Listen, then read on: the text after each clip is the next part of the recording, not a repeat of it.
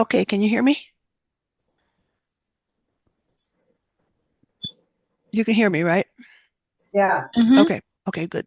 Yep. Alrighty. yes, we can hear you very well. Okay, good. Um, Hello. Good afternoon, Good, good yes, morning, whatever it good is. morning. Good morning. Hi, Manette. I didn't think you were going to come, but it's good to see you. Yes, We do have a I, couple people. Yes, that's great. That's great. You're at your house and Ta Tatiana is at her yes, house? we're not at the same house this You're not at time. the same house this time. I just got in 2 minutes ago, and she was still on course somewhere working, I think. Oh, oh, okay. So we decided we stay separated for the course at least. Okay. Alrighty. Thayer, I love your underpainting. I love the gesture of that tree, and it all looks so lively. And everybody, Thayer is was interviewed for being so you're Rad. still dancing, right? I was a super ager kind The of thing. super ager, right? Yes. Yes, she's Rad as still heck.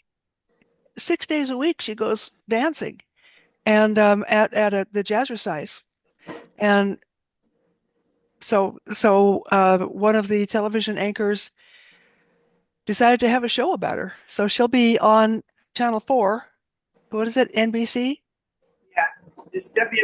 Yeah, you can access WSMV TV and then look up Super Agers and it'll air in WNV-TV, WSM. UNV-TV, Super Agers. Yeah, and I you can. really want to see that. She's got a longer story where I go, into the writing and the artwork. As a matter of fact, she and the anchor or the TV cameraman came Yeah. here. He watched me while I was doing this thing here. Oh my word, so that could be on the show too.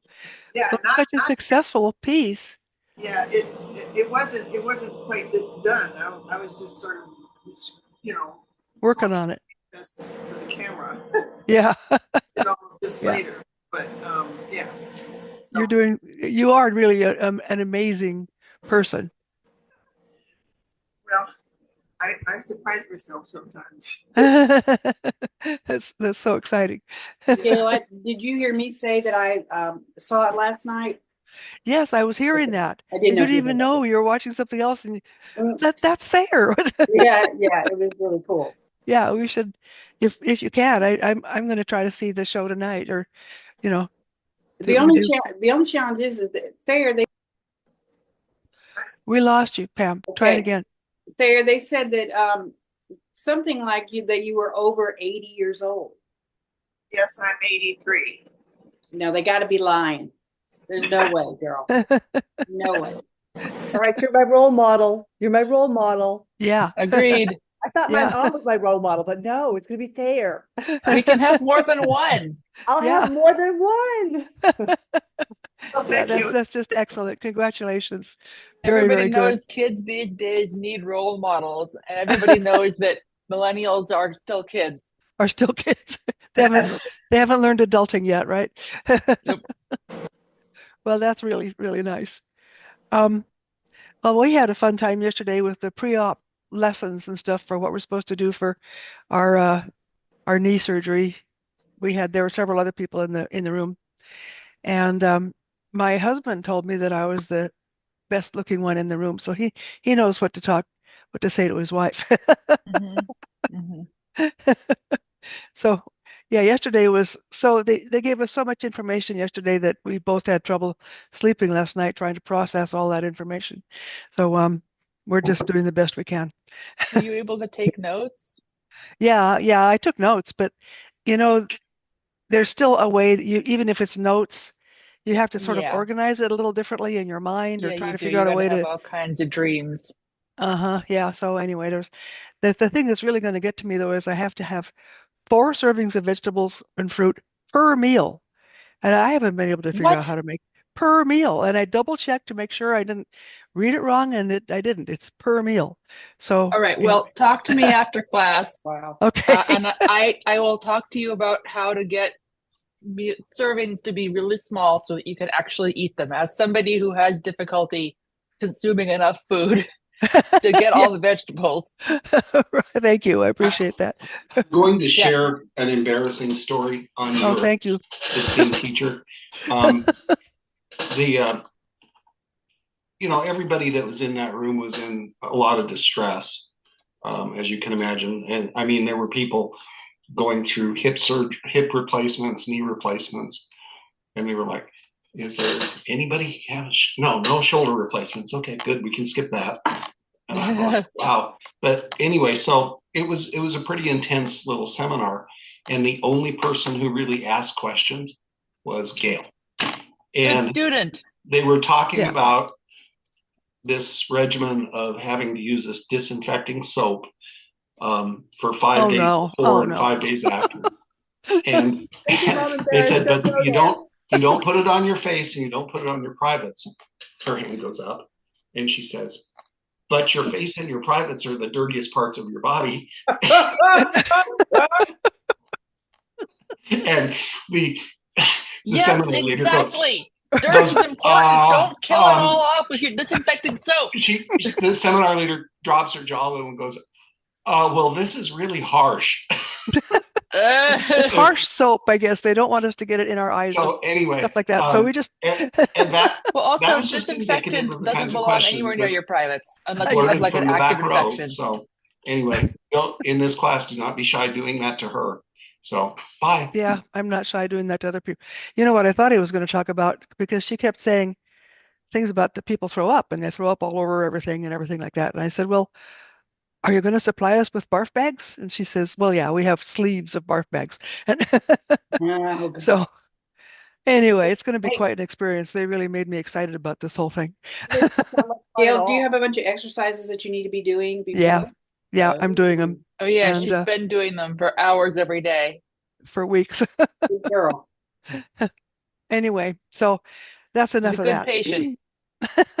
Yeah, really want to do the right thing. So, to our class today, it's going to be about brushwork and edges. Last week we talked about other kinds of tools, and I want you to remember those tools and keep using them this week. And I'll talk a little bit more about brushes and edges. And you can get different edge effects going on with those other tools as well as with your brushes. You know, you can use your rag or your fingers to manipulate your edges. And edges are where one color becomes another color. Now remember, your canvas that you're working on is flat, and we're trying to depict a three-dimensional form on this flat canvas. So when you're using these different colors and different values to indicate different aspects of light and shadow and different objects that you're painting. We know, for instance, I know that if I pick up my phone is separate from my hand. My phone, I can separate my hand from my phone. I can put my phone down and my hand is still there. But when I pick it up, it's here in my hand. So we think when we're painting that we're painting a shape.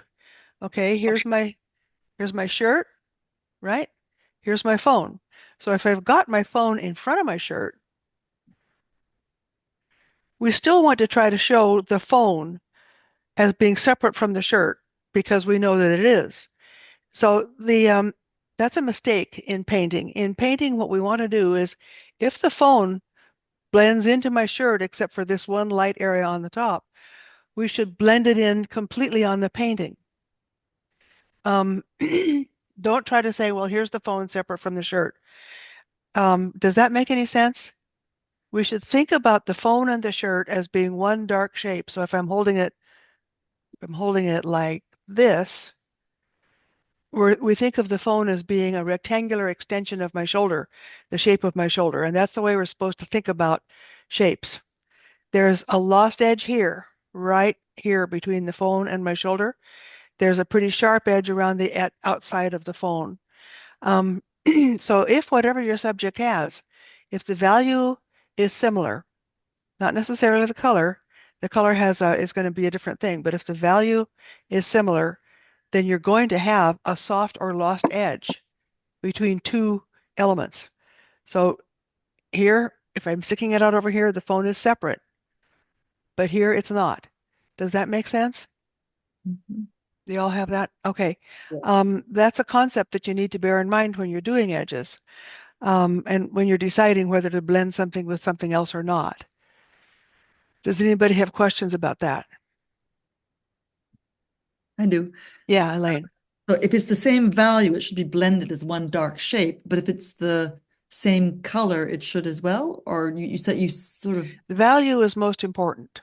okay. Um, if it's the same color, it will also be the same value. Yeah. Okay. If you have, if this phone is a different color but the same value, you're going to blend it as well. Not completely lose the edge, but you will have a blended edge. Like for instance, if the phone was red, red is very dark. Believe it or not, red is a dark thing, but it will show up against my shirt if it was red. Do I have anything red? Um, I well, I think this thing is a different value, but I'll give it a try.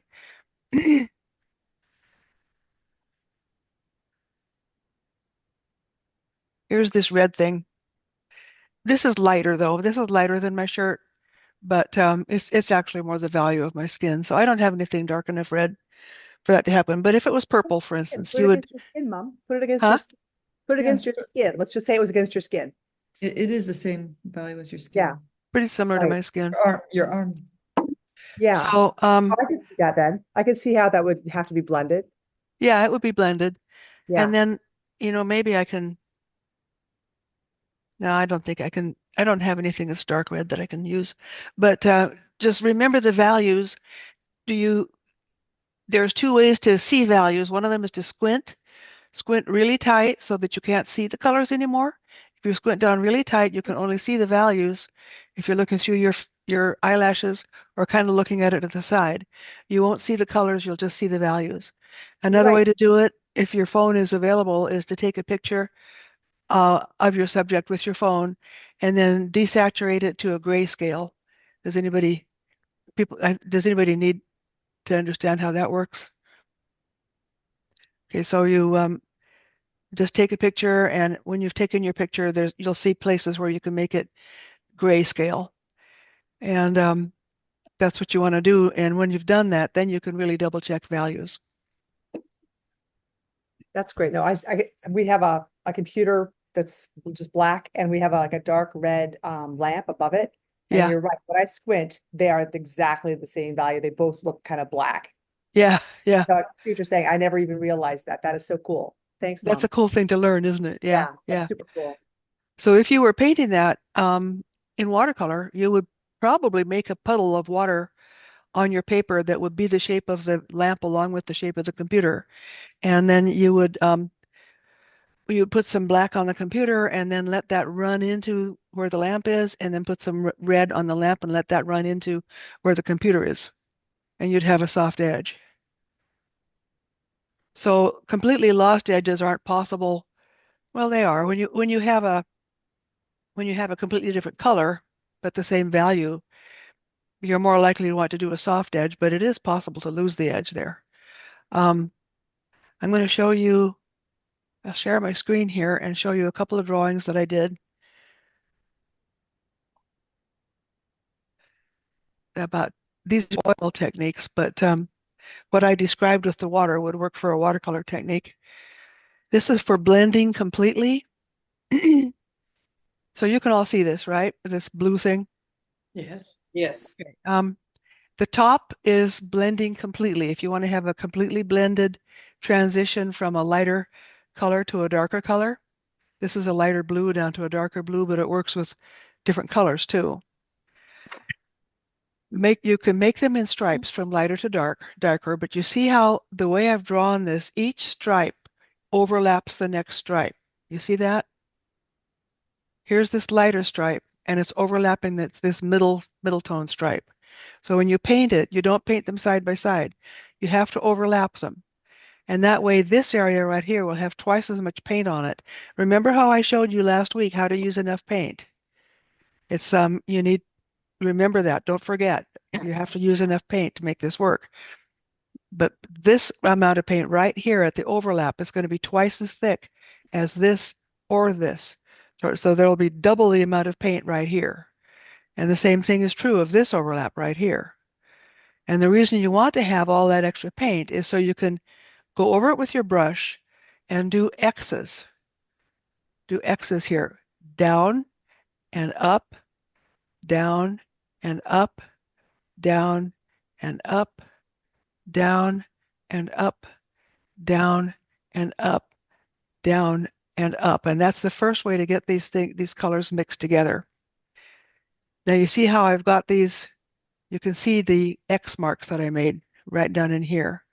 Then you take a larger brush and go over it, back and forth over it. Now you've got enough paint on there that you can make this transition, this gradation happen. Does that make sense to anybody? That's the first time I have ever seen that. Yeah, I did this actually years ago. Huh? Same here. I have never seen that.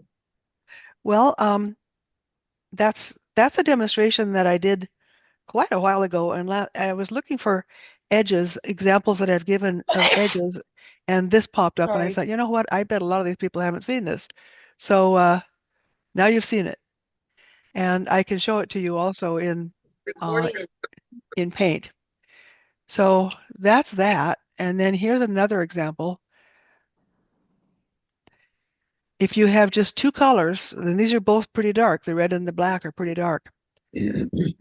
They are overlapped. Somebody needs to mute something. I guess that's all set. All right, so the black is on, and then I put the red over it, overlapping right here. They're not side by side. The red is on top of the black. Then you can use your brush just to do a little squiggle back and forth. Down like this. That's why I made that squiggle line there. How do you hold the brush to get the squiggle? The same way you always do with you hold it on the far end from the bristles, and you hold it flat onto the canvas. Hmm. And yeah, you hold it like that on the far end. Are you And going like this? no, you're going back and forth. So that's what I meant with this line right here. Yeah, Okay. that's what you're doing. Yeah.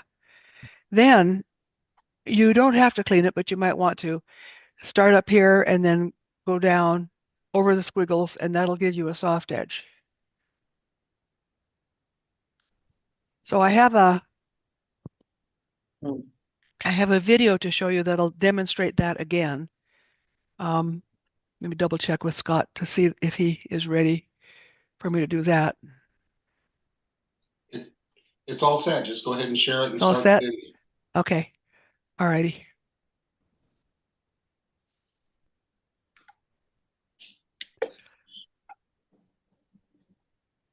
Okay, the demonstration starts right about 20. Okay, so see if I can get it Before bigger. I start my demonstrations, I want to show you how I've used edges in 3 of my paintings. This is the one. Do I need to make this louder, Scott? I can hear it. You can hear it? All right. Make it a That little is on louder, the but easel. you had it all set. And I want to It show you was in set. particular Okay. this mountain. It's We all know fine. mountains are made out of rock and Yeah, ice. it's fine. But nevertheless, I have 3 different kinds of I'll edges. go back and start over because we talked over that. Hello. Before I start my demonstrations, I want to show you how I've used edges in 3 of my paintings. This is the one that is on the easel. And I want to show you in particular this mountain. We all know mountains are made out of rock and ice. But nevertheless, I have 3 different kinds of edges here. I've got a softer edge here, a lost edge right here, and a harder edge right here. The variety of edges in rendering this subject makes it a lot more interesting than if I hadn't done this. It would just look cut out and pasted on. Now you can see how I also have variety of edges in the foreground. In these darker areas, the edges are soft or lost. And in this area where there's more of a contrast between the light on the trees and the darkness in these trees behind it, you see how I've given us a harder edge. Okay, so I want to remind you this right here, that little black and red example I gave you is what this is. The orange went to about here, as you can see it, and the dark green went to about here, and I went sideways, squiggled down like that, and then came down like that. So you have, that's how the soft edge happens there. Over here, I just painted it the way we would normally paint things, and I didn't do anything further. So hard edges are much easier to do than soft edges are. Soft edges require another step. Like right here, this orange went out over the green, and the green came back over the orange, and then I squiggled it and brought another stroke down across them both so that they would blend. Do you have questions, anybody? Is there another place on there that That you shows could? that? Mhm. Well, I can't change anything on the video, but right here is a soft edge, Right. that gray green and that yellowy green. Mhm. I can find other That's another places as thing it you can goes. do with edges. In a still life, it's important to use edges to show a turning form. This form is turning away from us, even though it has light on it. The value is similar between. Now see, this is like what I was showing you with my telephone against my shirt. This pale green has light on it, and it's a very similar value to this white in shadow that has blue gray green on it. So I lost that edge deliberately. And I did that by making X's. I put the two colors, and then I overlapped the green over the white, and then I made X's, and then I blended the two colors together. You see how this is a very soft blended edge. This is a very hard edge here. In order to show form, you've got to manipulate your edges in this way. This green form and the white form. So this is a good place for a lost edge. Also where the plums are in the darkness, in the shadow, I lost the edges in here, but gave us a real sharp edge along this front. It gives us a sense of volume. It gives us a sense of mystery. Now the lost edges in the plums, you can't tell one plum from another, but let you know 1, 2, 3, 4, 5 plums are visible here, but you can't tell where one ends and the next one begins. That's one thing I've seen so often when people are trying to paint groups of things. They try to differentiate. Here's one, here's the other, here's the next one, and they'll basically make a circle for each one and try to keep that circle. But don't do that. That's a mistake. You can only see part of it, and yet your viewer is going to know how many of whatever it is. Grapes, this works for grapes, it works for trees, it works for groups of people. Just blend them together. And a sense of form occupying space. Even in a subject like this barn, that has to be quite carefully rendered, quite carefully drawn. The perspective drawing has to be absolutely accurate. And once you've done that, it might seem difficult to lose the edges, but you can see how even here, I've got light spilling over this edge, so we have a softer edge right there. You can really see what I did with the edge along this top of the barn roof where it is lost or soft in places. It's really only defined sporadically. And when I get closer to the edge of the canvas, that gets lost entirely. Doing these things with edges helps your eye, helps your viewer's eye move around the canvas. This is a lost edge right there. Although it's a sharp edge here, these two buildings are not defined as two separate buildings. They're defined as a red shape and a white shape. And that's something that's important to think about when you're designing your painting. That said, I'll go ahead and do a little demonstration about how to achieve these different edges. I'm going to show you 3 demonstrations beginning with the landscape. And I want to tell you a couple of important things. One of them is to use a fairly big brush. This is a number 10 silver. And the other really important thing is to, even if you've started with a drawing, overlap your drawing. You see how I've got this sky color going over the drawing.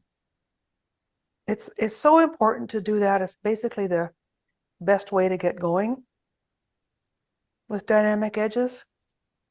Why do we need dynamic edges? The word dynamic refers to that no two edges are the same.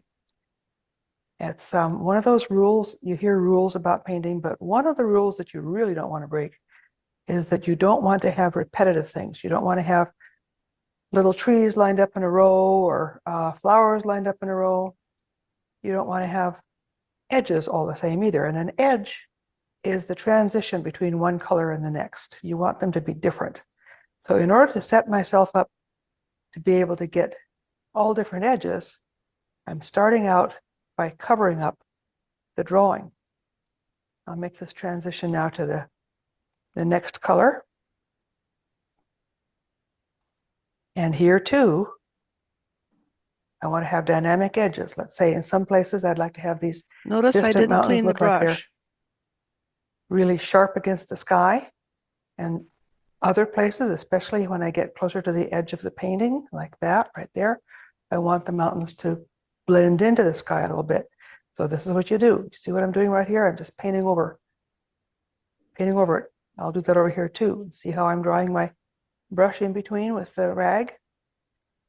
Rags are also important. It's good to use rags instead of paper towels because they absorb things better. Now see that I just now did? I took the paint that was already on here, I dragged it down next to that mountain peak to make it sharper right there. So now I have areas that are sharper, areas that are less sharp. See how I'm taking this paint color beyond the drawing and beyond the paint that I had already applied.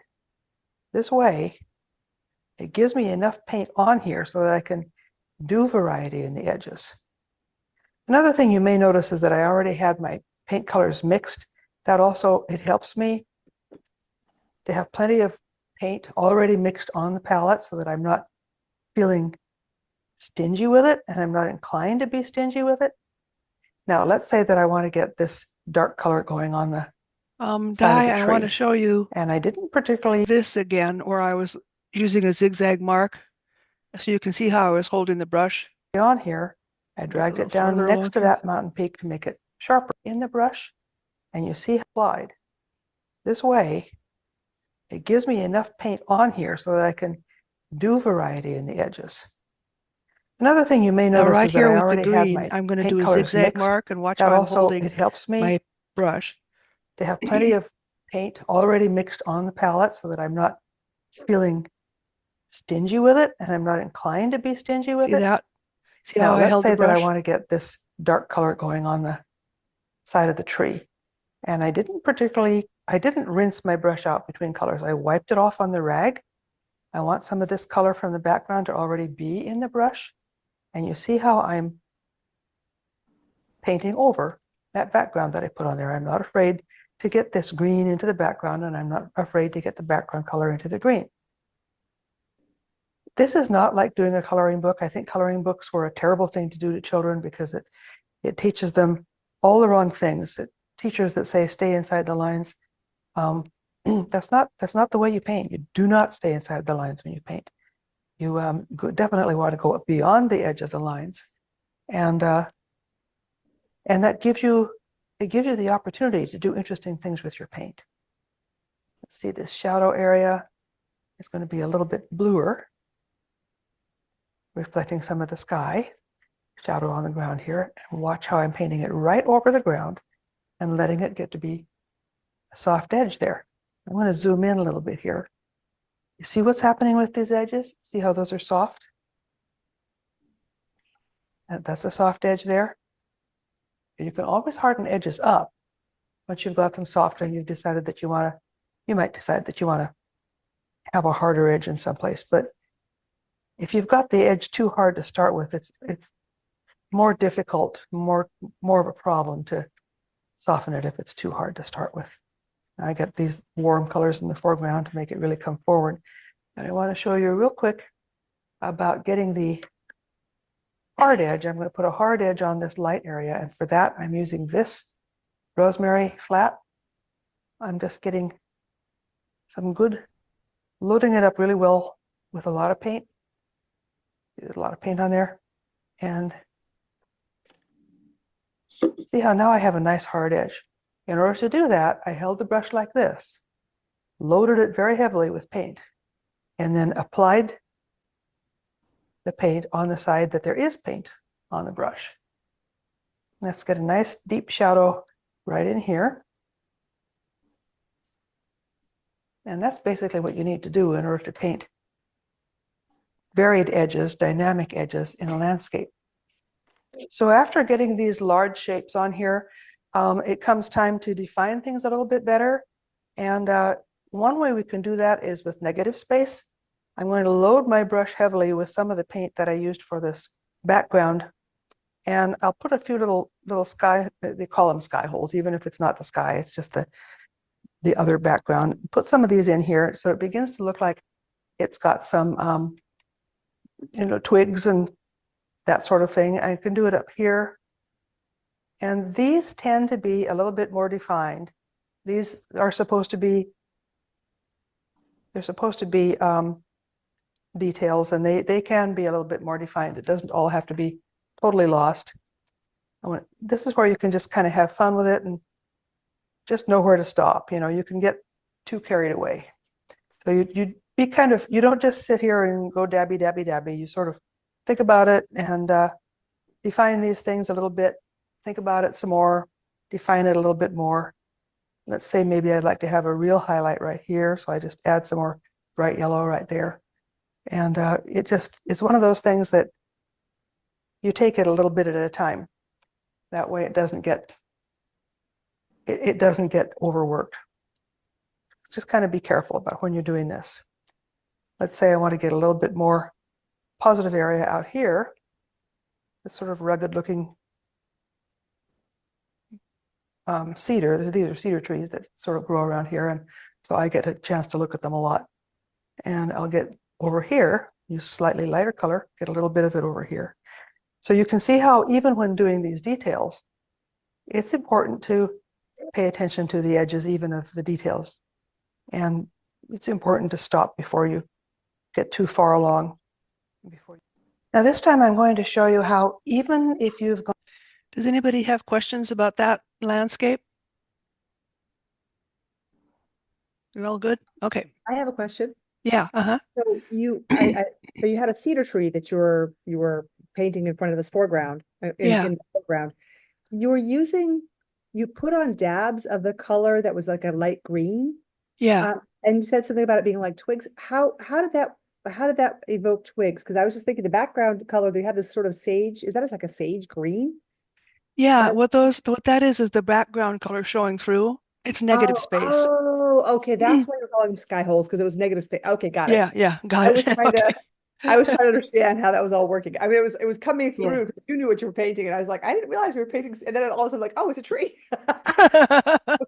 It starts looking like one toward the end. Yeah. And once you added in those hard edges and those other things, I got it now. Okay. Okay. All right. Yeah. Yeah. And so the twigs, yeah. I just had a short question. And this one is on a white background. So you can also work directly on a white background. Yeah, you can. Okay. The reason, there's a couple of reasons for toning the canvas. One of them is so that your colors will be, your color sense, your decisions that you do with your eyes will be influenced by that color. Like if you want the painting to overall be a very warm painting, you would put a warm tone on it, and that way your color decisions will stay fairly warm. But if you want it to be a cool painting, you would put a cool tone on there to help you make your color decisions. And also the underpainting, that toning can be allowed to show through. If you just want to, like for me, when I'm doing a demonstration, sometimes I don't bother with all that because the demonstration is about, what I'm showing, and it's just what it is. But a lot of the time, you can do different things with your toning and with your underpainting, depending on how you want it to look, what you want to have showing through, that kind of thing. On to all the trouble of doing a perspective drawing. And this is a subject which has sharp edges. Naturally, in real life, you'd think you touch the edge of a barn and it would feel sharp. You still need to have dynamic edges when you're doing the painting of it. I'll show you what I mean here. I'm going to start out with getting the shadow color on here. I like to start with the shadow a lot of the time when I'm doing something like this. Let's get this on here, and I'm using a square brush because this is a square-shaped subject and I want to have square-shaped marks. So I'll go ahead with that and just get these shadows started.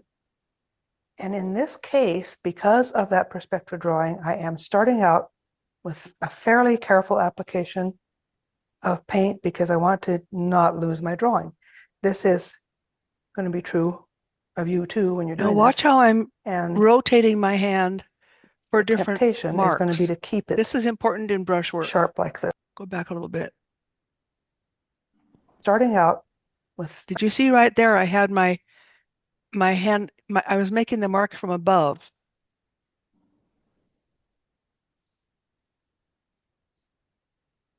sharp edges. Naturally, in real life, you'd think you touch the edge of a barn and it would feel sharp. You still need to have dynamic edges when you're doing the painting of it. I'll show you what I mean here. I'm going to start out with getting the shadow color on here. I like to start with the shadow a lot of the time when I'm doing something like this.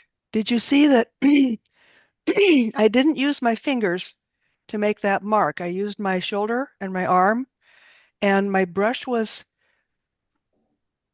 kind of horizontally placed so that I could make that horizontal mark. Show it to you again. Let's get Like this that. on here, and okay.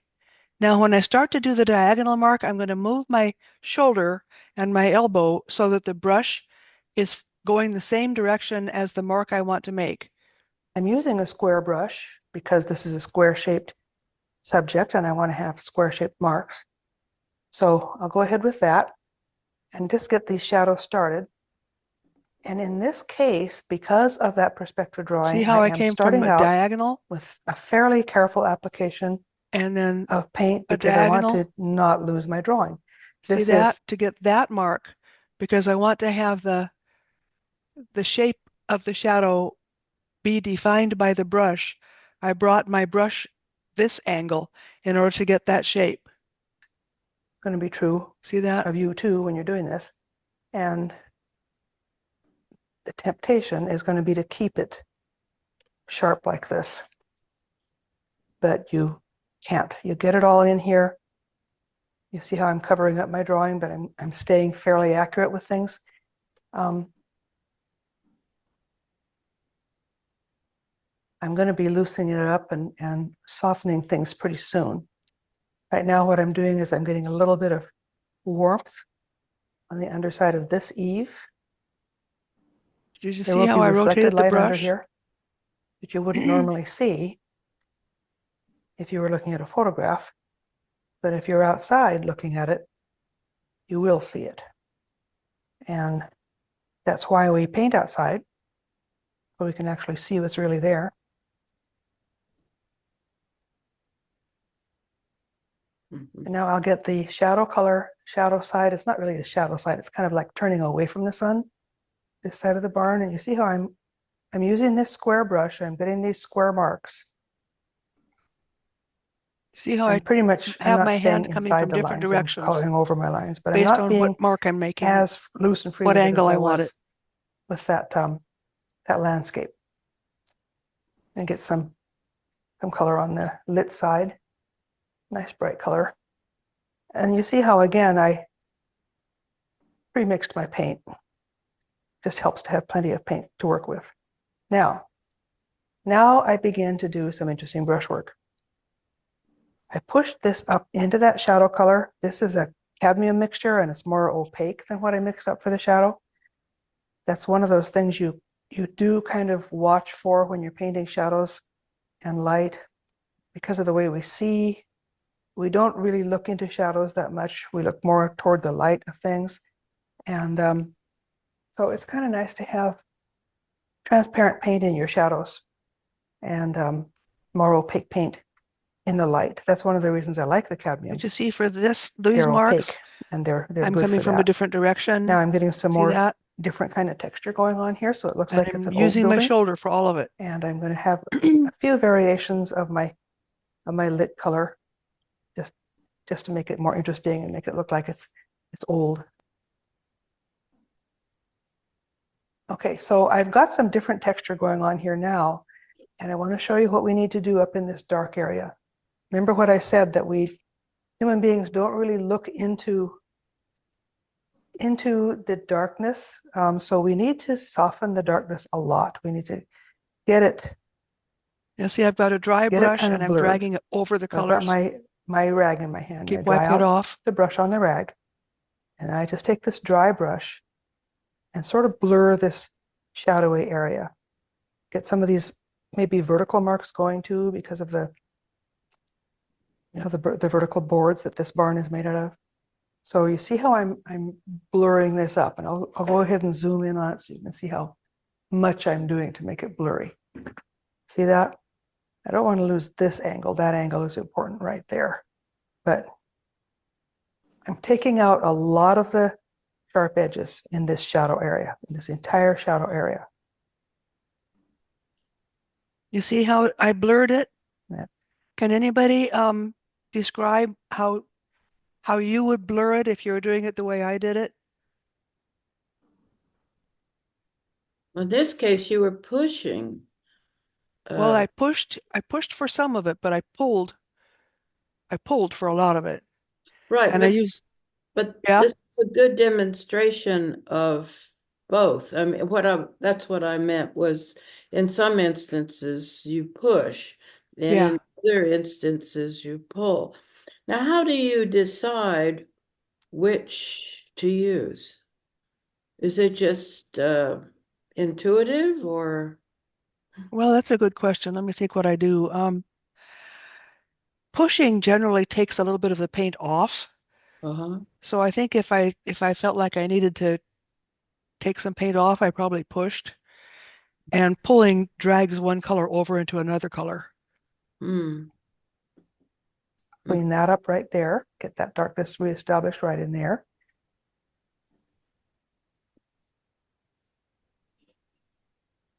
Now, a fun thing that I like to do with these metal roofs,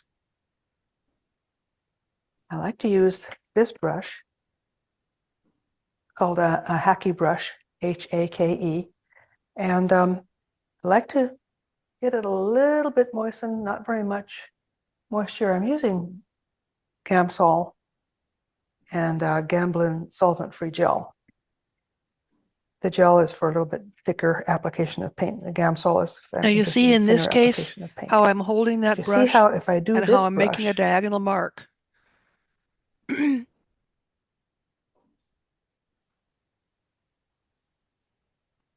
strokes themselves get across the idea of that metal roof. And I want to show you right along here, this edge right here is a raggedy looking edge because those metal roofs have that. The corrugated roofs especially have this raggedy look on the edge, and the brush automatically did that. I didn't have to fiddle with it. And I'm adding a little bit of white and a little bit of sky color for this angle because that is reflecting a little bit of the sky. So this angle is going to have a little bit of sky color in it. And you see how I'm using the brush at this angle. And you see also how this brush does not give us hard edges. See how it gives us this raggedy sort of edge along here. That's something that to me speaks of those roofs. Now I'll show you what I want to do about the background. I'm going to continue with my square brush because I still have this square subject, and load it with some of this sky color. See how I have plenty of color, and I want to load the brush with plenty of it. You see how most of the paint is on that side. So I pay attention to where the paint is. And I get it up here like this. And now I'm going to take strokes that go this direction. I really want to make sure not to just color This is the around it. opposite of that landscape. With the landscape, I started with the sky, and with this one, I started with the barn. So you can see how there are two ways to do it, depending on what effect you want to get. But you still need to break into those edges and rough them up when you're painting anything.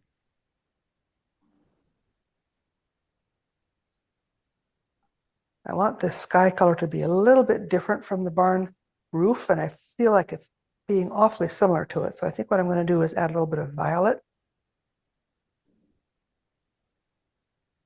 and get that in there so it's just a little bit darker. Not quite so similar to the roof. See how I'm taking the paint Now right there, I'm making a other sharper directions edge. besides coloring along it. I really don't want to color along any of this stuff. Pushing it in and Add dragging some it more out. white as I work my way down toward the horizon.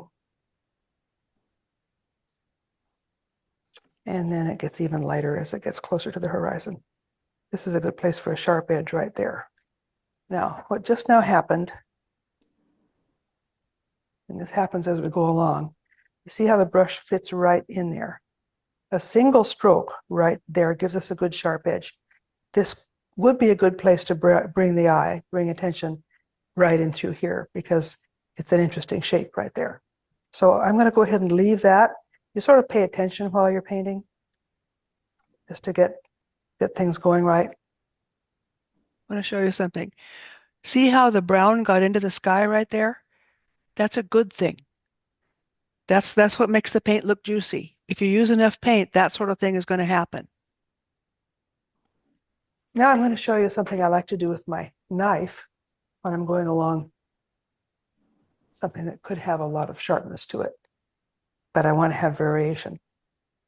I can pick up some of the paint that's on here and push it into the subject and then pull it back. Now that knife doesn't So you have get plenty anything of on paint it. on here so you can move I'm just that paint using around. the color You that's see in the how that sky. ridge, I scraped some of this sky color off and put it on the knife and then pushed it so that this ridge happened.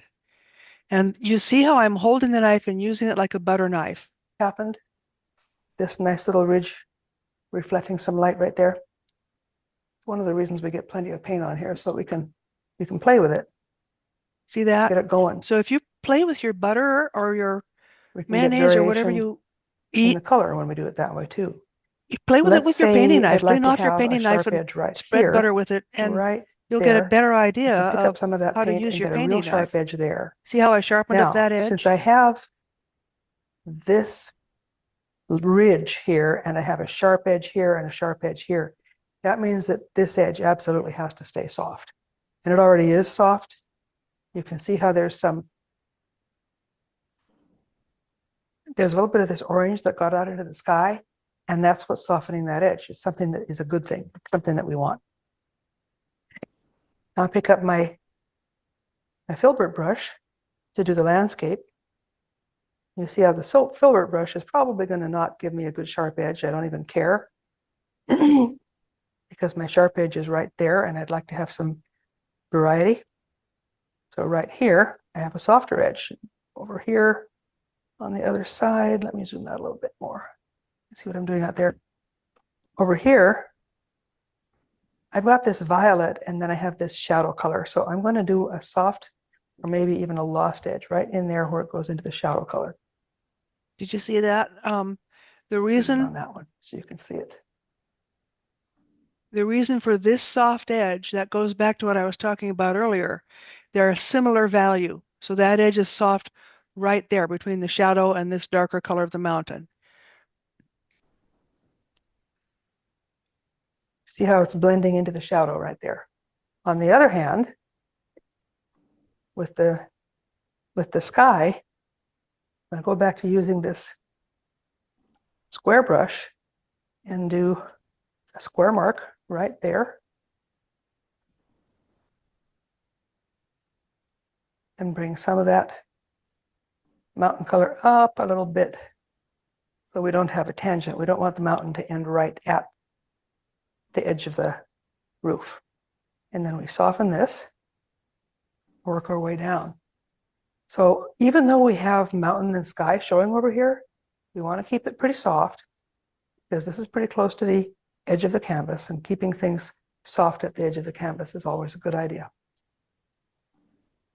I think I've showed you what you need to see because I showed you the landscape on the other one.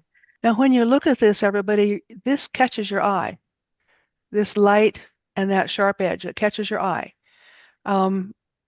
you might find yourself just when you glance around, you'll find yourself seeing this. This is why we want to do this in an important part of the painting. If this is a place where you want people to look, make a sharp edge and a sharp contrast of a color contrast or value contrast. That's where people will look. So in the case of a portrait, make a sharp edge if you want, like if you want them to look at the sparkle in somebody's eyes, you can give a sharp edge along their iris potentially, and the sparkle itself could be a sharp edge. But if you're painting a landscape and you want people to really pay attention to the mountain, give it a sharp edge. If you're painting a dog and you want people to really pay attention to the nose, give that a sharp edge. That's what you do. The main thing I wanted you to understand is that even when you've got a subject like this, you still want to have soft edges and lost edges in some areas. But I better stop and we'll go on to the next one.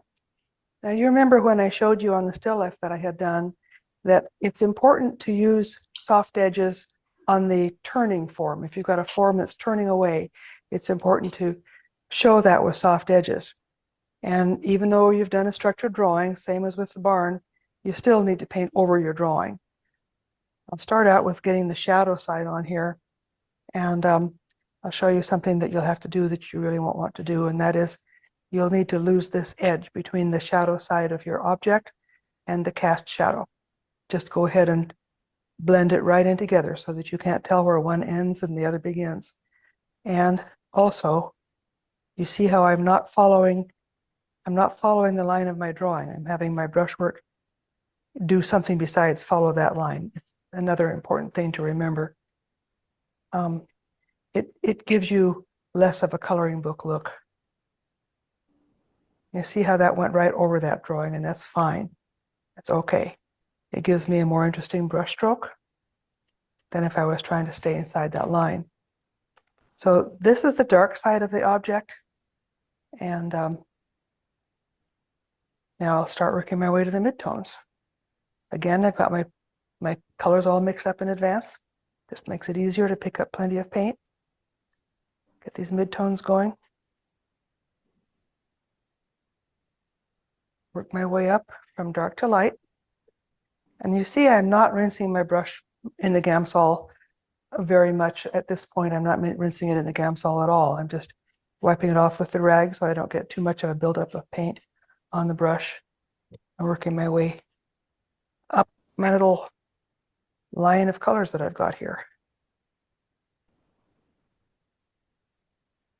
Now I get to this lighter one, and I'm going to put the lighter one on this shoulder of this object because the light shines on that a little different than it does on the other parts. I work my way up toward that lighter color on this side where the light is coming in and get the light on here. Now I'm going to put a highlight over here, and I'll show you what I'll be doing with that highlight when I get the background color on, because that's kind of an important thing to know. But you see how I'm not staying inside this edge any more than I stayed inside that edge. Now for this little shape down here, I want to switch brushes. You see how I switched brushes for that small shape? Shape defined with the square brush. That small shape has a smaller brush. I picked out that brush only for that shape. That might be the only place I'll use it in this demonstration. I don't remember quite. Now you see how we've got a very soft edge over here, slightly more definition here, and a lost edge right there. So already at this stage, we already have what you'd call dynamic edges. It's just important to kind of bear that in mind as you're doing it. Now, what I'd like to show you is how to get a real sharp edge when you've already painted over your drawing. You can come at it with your brush stroke has a leading edge and a trailing edge. The leading edge is where you start the stroke, the trailing edge is where you end the stroke. And you see how the leading edge automatically has more paint on it than the trailing edge does. Now, if I tried to get at this edge with my left hand, I'd be getting at it with the trailing edge of the brush each time. So I switched to my right hand so that the leading edge of the brush is going to go up against that edge that I want to define. You see how that defined it nice and clear. The reason I wanted a sharp edge there is because we have a good contrast between the shadow here and the light back there. But that's one of the reasons that you can change your edges. There are lots of other reasons that have to do with composition that I don't have time for here, but we may talk about that some other time. Now you see how I'm getting a good sharp edge there. I don't want it to look too much like it's painted around it. If I come back over and work with my brushwork a little bit,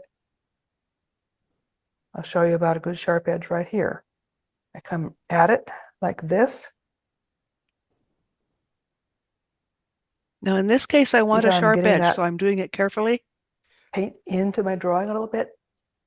And then I coming across. come Now back this, over it like this. Wipe the brush. putting it on and the opposite again. direction of what you're ultimately going to And now have. I have just the right kind of that way edge you for get that more area. paint on there and it doesn't I'll show look it to you streaky. again here because this is an important skill to know. Bringing that in like that. Wipe the brush off. See, I'm wiping it with my cloth. I don't have it in Gamsol or anything. And then I come back over it like this with the brush. And it gives us just the right kind of edge. Now I want to correct the drawing by bringing this down more so it matches the other one better. I'm going to bring this over here a little bit. You see how when we're painting, because of the fact that we're not staying inside the lines, we'll have some changes that we'll want to do to our drawing. So we put paint on and then we move it around. And that way we get that dynamism going. Now this right here, because there's light here, I'm going to lose this edge. And in some places, that yellow is going to blend in to the green, or into the blue and turn green, and that's fine. That's something that our eye is going to, the viewer's eye is going to see that as bright light when I get to that point. Now watch what I'm doing with this area right here, where I'm coming around the vase. My brush strokes are coming around it too. It doesn't matter if you get a little bit of vase color into the background. If it gets to where there's a lot of the vase color into the background, you can just wipe your brush with this dry rag. Or if you want to do it after every stroke, you can.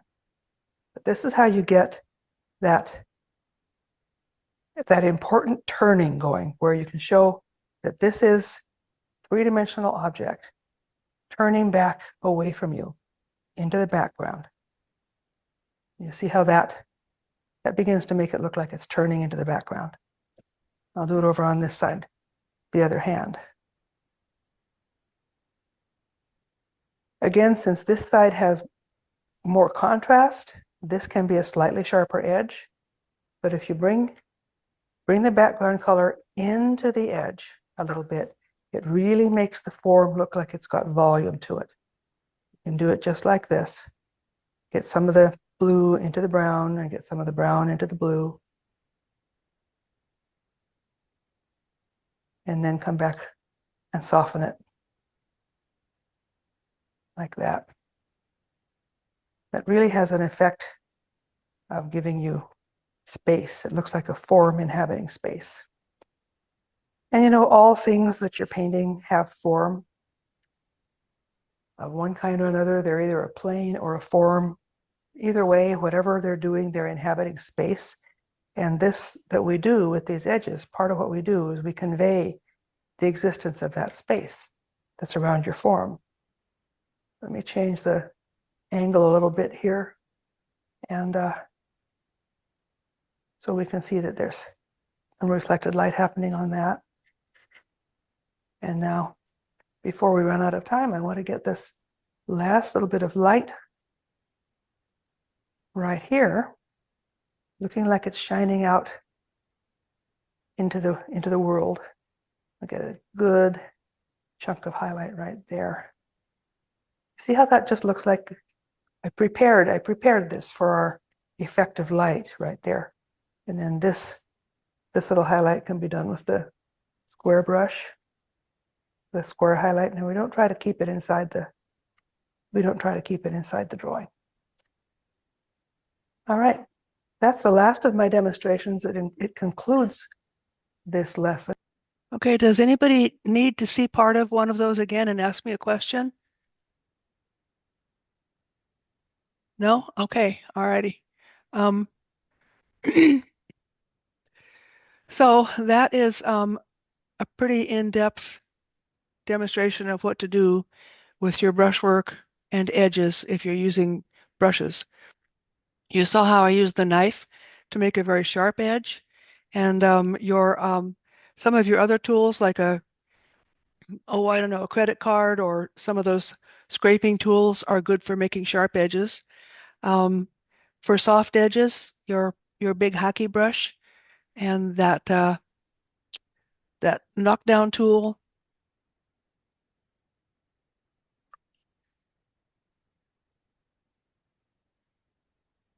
This thing will help scrape paint colors into other paint colors. And these hacky brushes do a pretty good job of that too. And scraping paint over other paint is one of the ways to soften edges. You have to have enough paint on there to do any of this. And those of you who are using watercolor, I think you know how to make it slide into the water. If you put the water on there first, you know the paint will automatically slide out into that water. And the edge of the water is going to give you a sharp edge. The interior of the water will give you a softer edge. Melanie, are there other ways to soften edges with watercolor? Yes, you can soften an edge in two other ways. One is while after you paint it normally and then you clean your brush and dab it on a paper towel and then wipe the edge that you want to soften before the paint has dried. And if you do that with just like a lightly damp brush, not a wet brush, then it picks up the paint around the edge and smudges it. Good. If your brush is too wet, it'll pull the paint out and make a new hard edge over here. So that's why it needs to be just like damp. Yeah. And then the other way is after it's dried, you can soften it again later. The extent to which you can do that will depend on the type of paint you're using. If you're using a granular paint that doesn't stain, you can pick it up pretty easily and you can smudge that almost all the way down to white if you want. If you're using a staining paint, you won't have as much luck. And it's difficult to smudge two colors into each other using that method. You just pick it back up. You don't smear it back and forth. The only way to get them to smear evenly into each other is to do that wet and wet method that Mom's talking about, or to glaze and then do the bleeding in method one color at a time with the damp brush. Okay. All right. So did everybody understand that? I have a couple of questions. Yeah. When you use the hockey brush, yeah, was it, like mine feels so soft, but it looked like yours was more firm. Is there? I think yours is a different kind of brush. I've got that too, but I use it for varnishing. Okay. I know that brush. That brush, I can tell you for what it is.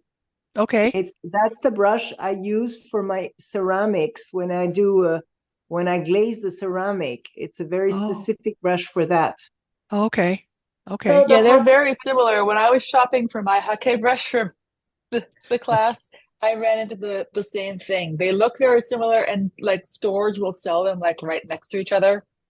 But you're right, it's a much softer, fluffier brush because it's supposed to not make streaks.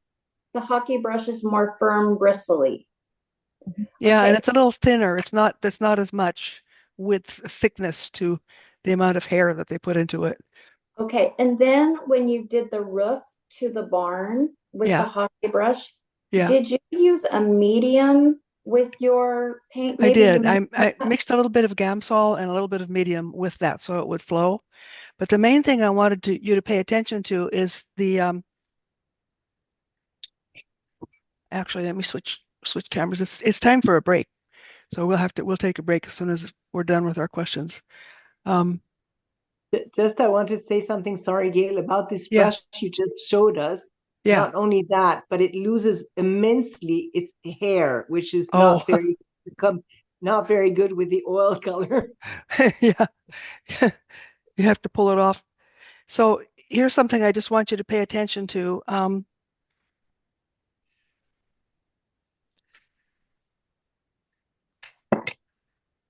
The way I was using that brush, ordinarily we think that you use a brush that the bristles will go at right angles to the entire stroke. So if you're making a long stroke that goes like this, the bristles are at right angles to that stroke, right? Does that make Right. sense? Yeah. But for something that doesn't always have to be that way. As a matter of fact, it's basically almost never that way.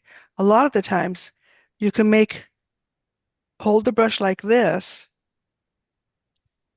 and then make a stroke that goes straight up like that, but it'll start and end at a diagonal. See that? So Yeah. the brush is not at right angles to the stroke. Here's the stroke when you hold it like this at right angles to the brush. Do it this way again. Here it is at right angles to the brush. But you can make the stroke be diagonal at the beginning and end. And that way you'll have a narrower stroke. Right. You'll get a narrower stroke the more diagonal you make it. And then you might get just a line if you do it like that. See that?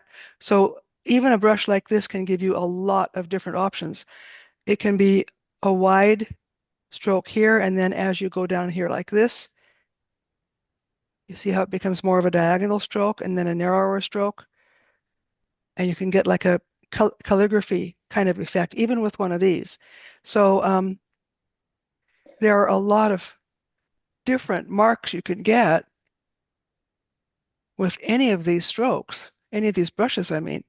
And the thing that I want you to understand is by using your shoulder and by holding it the way I'm holding them, you can really take advantage of all these different marks you can get and all these different angles and shapes and textures you can get just with your brushes.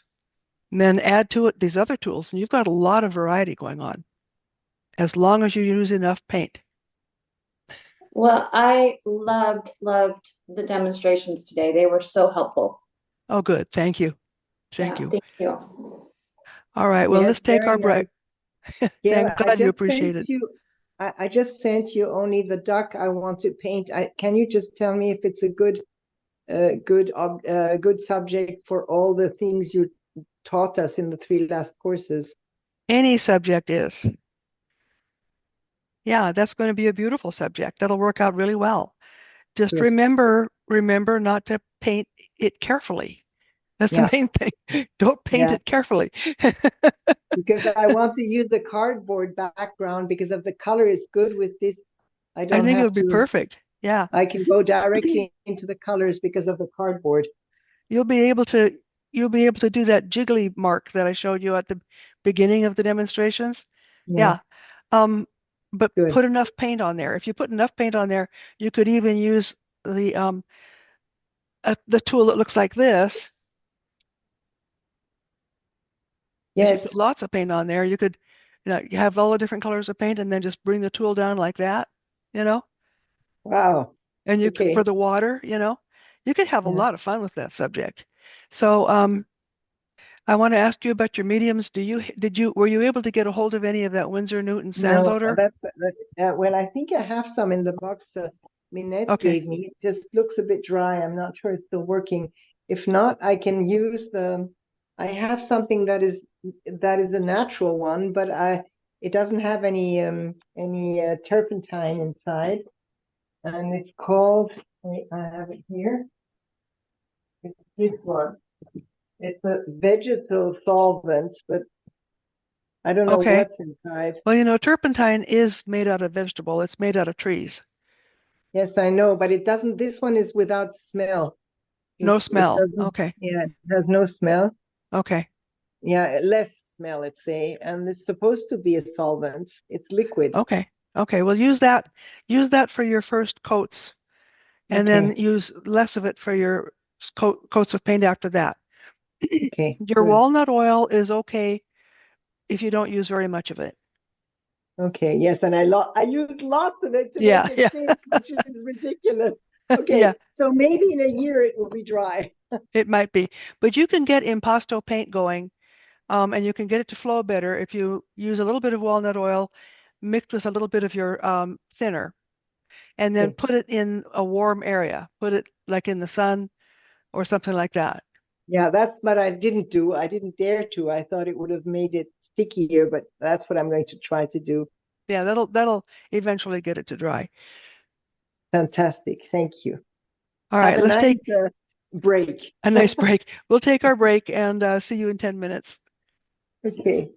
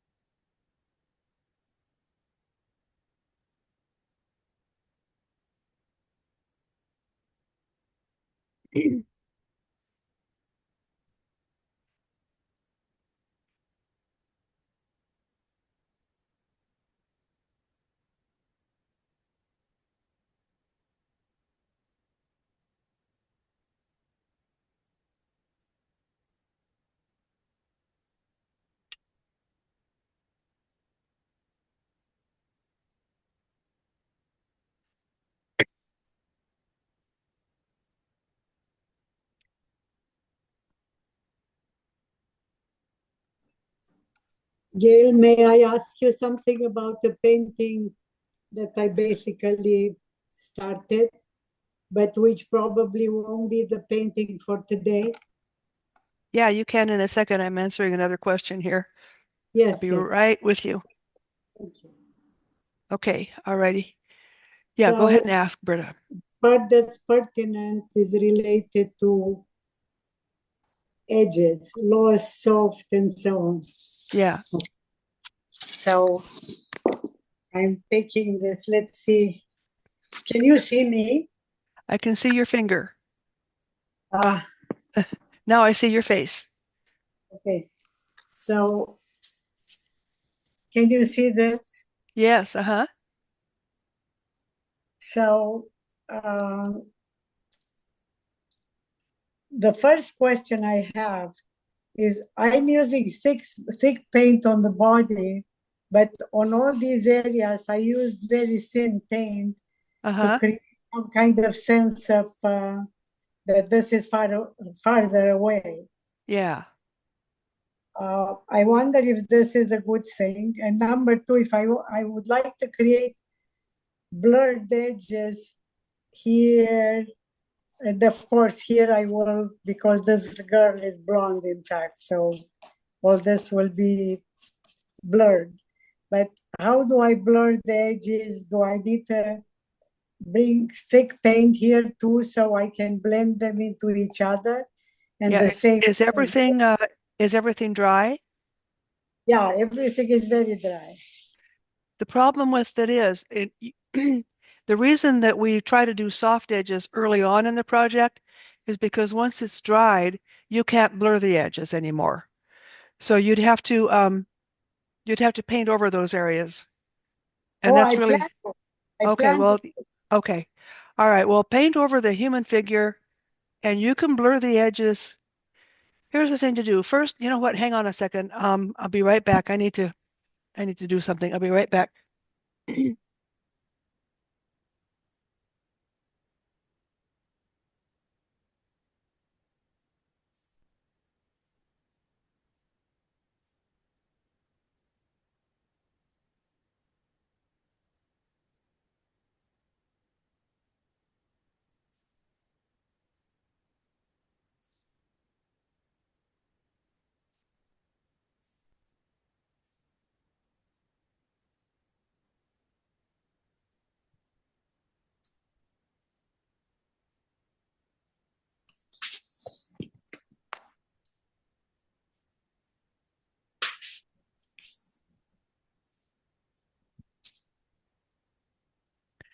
What you can do is put some of your medium all over the entire painting, including the places that you don't want to paint again.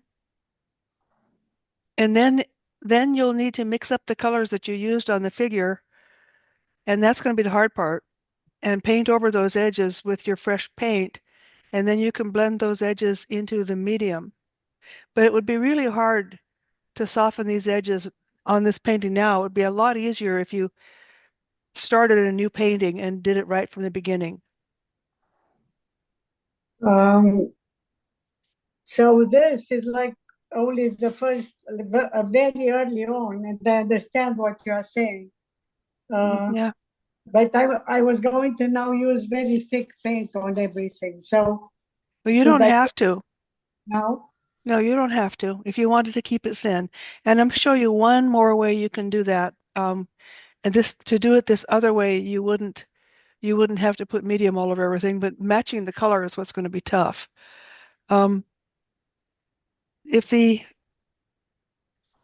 if this is all dry, if everything is dry, you can take your brush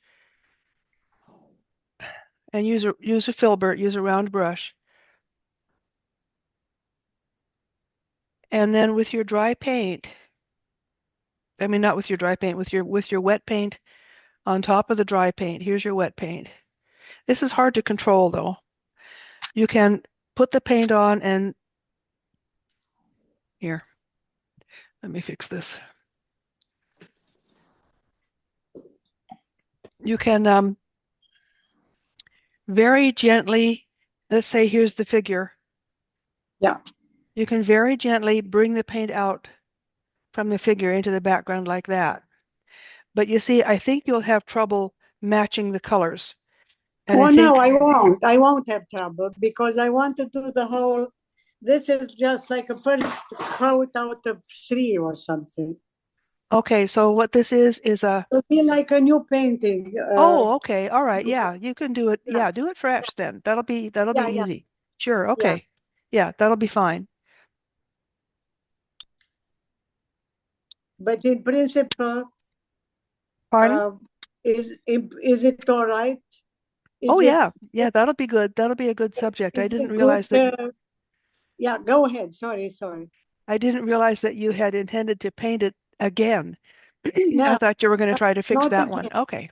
Not Yeah. again, and I don't want to fix it. I want this is like a first layer, like a first design, almost. So it's like an underpainting. Correct. Yeah, Exactly. okay. That's what Okay. it is. Yes. So. Yeah, you can do that. That'll be fine. What I wanted to understand is the background because it's supposed to show like a market, a farmer's market. So, but that area, if I do thinner paint and thick paint on the figure, that's all right. Oh So yeah. then, Oh yeah. Variation of thick paint and thin paint, variation of transparent paint and opaque paint, those are all good things. okay. And then I know how to blur them because you just showed me. Yeah, that's going to be nice. Yes. Thank you very much. Yeah, you're welcome. Thank you for your question. So what I think I'm going to do now, everybody, is I will work with you all in alphabetical order. And Berta, I just worked with you. And so the next person would be Di Simmons. And Di Simmons just walked out. No, I'm here. You're there. Okay. Yeah, but I've lost you. Let me see what happened here. Why did that happen? What are you not seeing? Hang on a minute. It's the screen view on Zoom is acting weird. Oh, okay. But I can talk to you. Sure. Well, I think the best thing for me to do is to go back to this and work on it. I think that'd be a good idea. Because if I start something new, I'll just be adding to what I have to do next month, and I don't need any more to do. No, but I think, part of why I had us do those underpaintings earlier is so you could then take those to the next step. Yeah. So yeah, that's exactly the right thing to do. So, all right. And I really appreciated today's lesson. It filled in a lot of holes for me. Okay, good. Good. Yeah. It was pretty thorough. Mm-hmm. Now see if I can't get Zoom to behave a little better. Yeah. I am having a migraine and I need to take another pill. I'll be right back. Oh dear.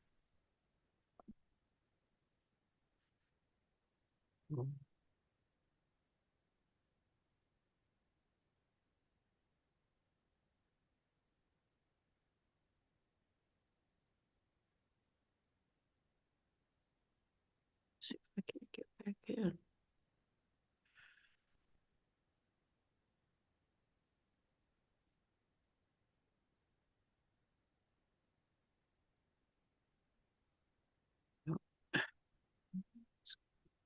So.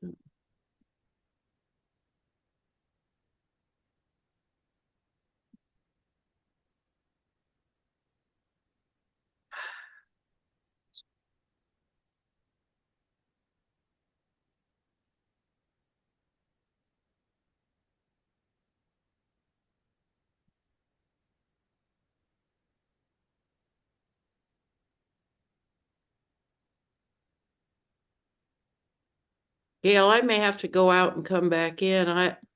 I don't know what happened. I don't know how to fix it. I'm just down to little thumbnails. Okay, yeah, just go ahead and close it and open it again. I'll Yeah, let you in. thank you. Bye. Okay, see you in a bit. Okay, Elaine. Oh, I'm back. Oh, God, good. Welcome back. how weird. Who knows? Oh. All right, Elaine, what are you working on now? Well, I was wondering whether or not I should just try to do just like what you just did, like just a pot and to practice the strokes. Otherwise, I still have this underpainting that I did that I haven't finished, which is much more complex, It is. which you Well, there's saw two, I did depending send it. on that, to do the pot, you're going to need to do a structured drawing, and I don't think I've taught you about that. The structured drawing is something that wasn't even on those videos that I sent, that Scott sent to you. So, Well, I know how what, to draw more or less, so I but usually structured, do you know structured drawing? know. It's that's what you need to do pots like that and have them come out right. And it's something that everybody needs to know, and I'd be happy to teach you. Next semester is going to be one-on-one individual study, and I could spend all my time next semester, all the time I spend with you could be about structured drawing with your paintbrush. And the videos that I showed today, you saw that they started with a drawing, Yeah, and yeah, you saw that the one at the end had the vase had a line down the middle and lines going across. yes. When you're looking straight at it, that works. But if you're looking down at it, you need to do this thing with ovals. It's a little bit more complicated Oh. concept Did and you takes cover more that time to in your understand. did you cover that in your online course? Yeah, yeah, that's absolutely in the online course. Well, then I'll just go and do that. Okay, all right, that'd be good. And it will motivate me because I know why I'm doing it. Yeah, yeah, yeah. Look in the table of contents, you'll see where it Okay. is. All right. So for this, use your underpainting, Okay. and the complexity is you've already got the complexity there on your underpainting. And all you need to do is decide which edges you want to have sharp and which you want to have soft based on where your focal point is and Okay. based on different things like value and stuff like that. Let me show you my my photo.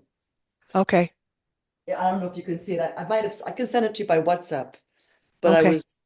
I don't think you can see Yeah, no, I can see it. I can see I it. And I can, made notes on it of the uh-huh. colors. I made Yeah, notes on the colors that I was seeing and the colors that I have in my palettes, just so that's I could, excellent.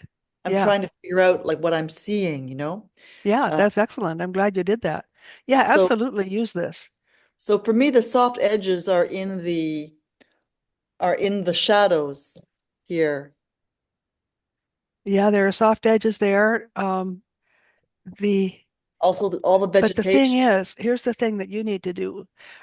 You decide for yourself where to have the soft edges. Remember in my demonstration, the video, I decided where to have the soft edges. The Mhm. photograph won't show you the same kind of edges that you're going to want to use as the boss of this painting. So, Or I do like a landscape, which from a photo that I took on my morning walk. I could just start something new. well, I'd like you to use the underpainting that you have, Okay, all right, good. but I'd like you to decide where you want sharp edges. Where is the focal point? Where the focal point is, you're going to want sharp edges. Away from the focal point, you'll want softer or lost edges. If there's an area of very similar value, you'll want a lost edge. Okay, so either the focal point is this is really the doorway, or it's right in here. Yeah, it's in there with your red flowers. So That's where the focal point. this would be a soft edge or a dark or a hard edge. It's Because this is a very nice hard edge here. it is, but you don't want a hard edge to go all the way along something like that. You need to have at least a varied edge. Ah, a And varied remember edge. how I showed you the edge on the barn? As I Yes. got farther away from the focal point, the edge got softer until it Oh, was the lost edge. You see? as it got farther away from the focal point, it Yeah, was soft edge until it became a lost edge. There's a Okay, scientific reason for that. I It has didn't to do, actually retain that. here's the science. Our eyes, the camera, sees it sees things in focus based on depth of field, but our eyes don't. Take a look at what I'm doing here with my fingers. Our eyes see sharply right in the middle, and it gets fuzzy away from what we're looking at. So if you want the focal point to be in a particular place where you want your viewer to look, that's going to have to be in focus, and it'll get more fuzzy as it goes farther away from where you want your viewer to look. Okay. Does that make sense? Yes. So you might have more than one focal point. You might want them to look at those red flowers, and then you might want them to look at part of the edge of the doorway that you find particularly interesting. So wherever Yes. you want them to look, put a sharp edge, and then they'll skip over the softer edges and get to the next sharp edge. Okay? That's great. Thank you. I understand. Okay, good. Yeah, you're welcome. Fantastic.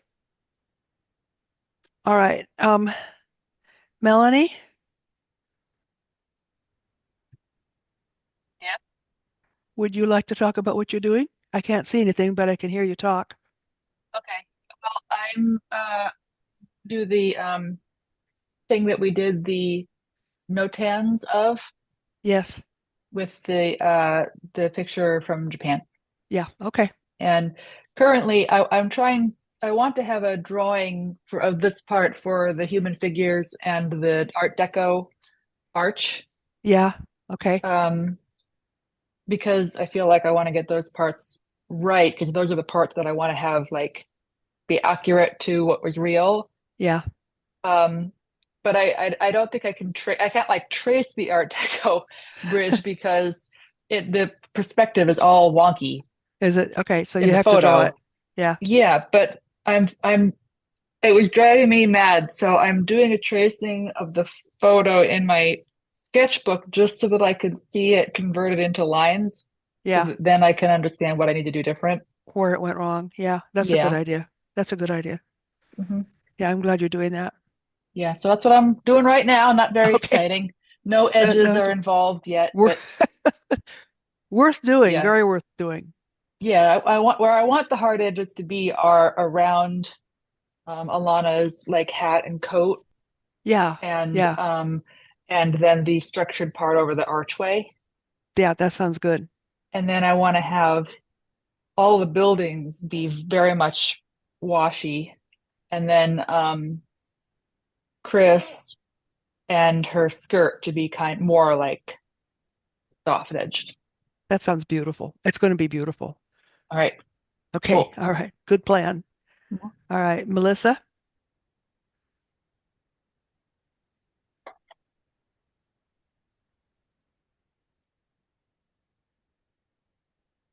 I can't hear you. Better? Yeah, that's better. Okay, sorry. I have several pictures that I would like to work on because I have a lot that are not finished and I don't want to start a new one. Yeah. But in looking with this one, I texted you the original picture of this one and another one that I have.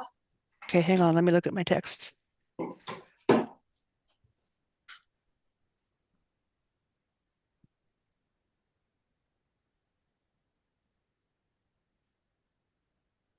Okay, I got it.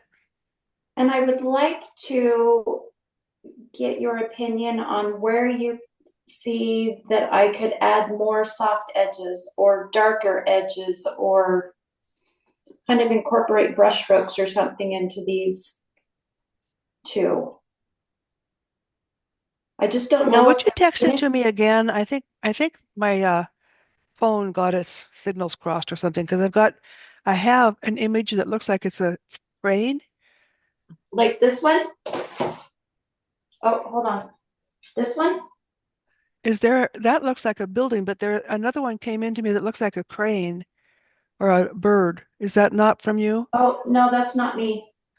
Well, this is bizarre because it came in from the physical therapist where we were yesterday. I don't know what the deal is. So would you try Butt it again? dial. And yeah, who knows, right? So would you give it another try? And Yes. yeah. Yeah. Nothing gives you more confidence in your medical team than a butt dial. I know, I'm butt dial of a bird, right? Well, I mean, bird wasn't really the problem. Could be a lot worse than bird. Could have been a lot worse, yes.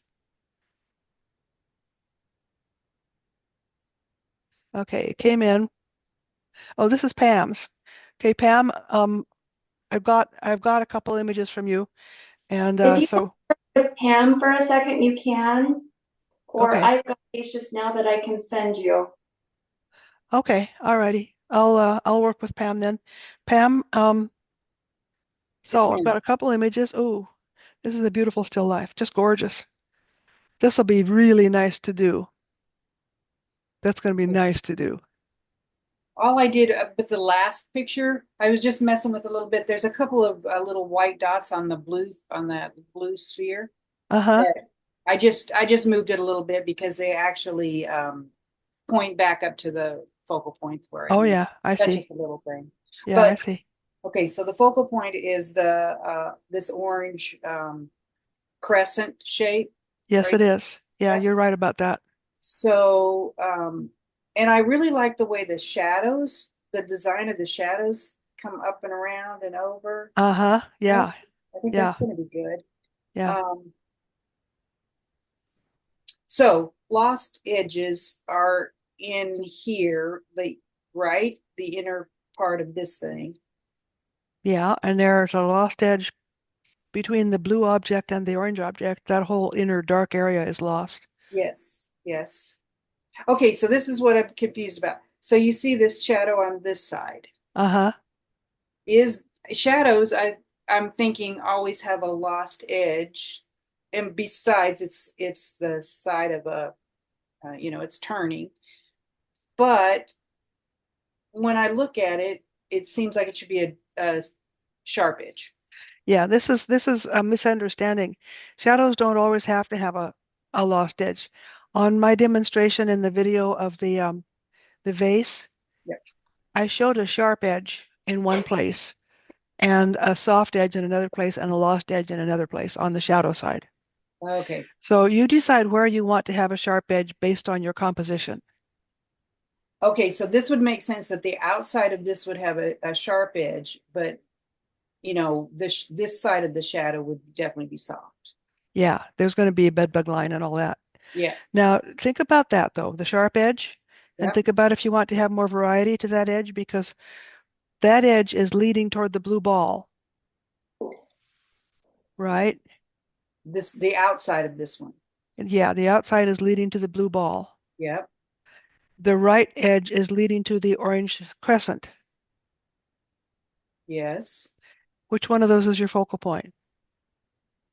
Well, the orange crescent. Yeah, so I think you want to make sure to have a sharp edge on the right-hand side of that vase. Right here. Yeah. Oh, okay. Okay. Well, that makes sense. Yeah, because it's pointing to your focal point.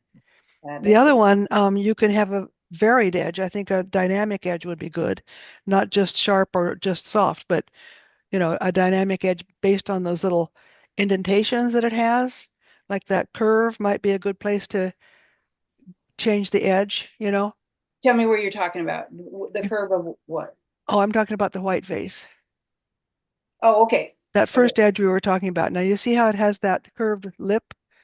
We have the ridges that go up to a curved, Yep. Yep. the ridges. The ridges go up to something that's like a lip. Are you talking Point to about the ridges. Point to the ridges. this? Yeah, now bring it up from the ridges Yeah. right there. Not that. Down that, right there. Oh, That, okay. yeah. So I think that where that curves would be a good place to introduce a dynamic edge. When you say dynamic edge, what do you mean? Like in my video, Yep. if you have mostly soft edges on that shadow side, Yep. where that curve is, you might want to sharpen it up a little bit so that you've got Okay. variation of your edges, okay? Variation of Yeah, edges. yeah, Okay. Okay. Okay. yeah. Got it. Okay. But start with an underpainting, start Yep. with the drawing, Yep.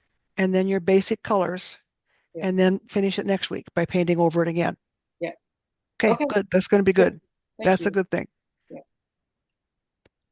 Okay,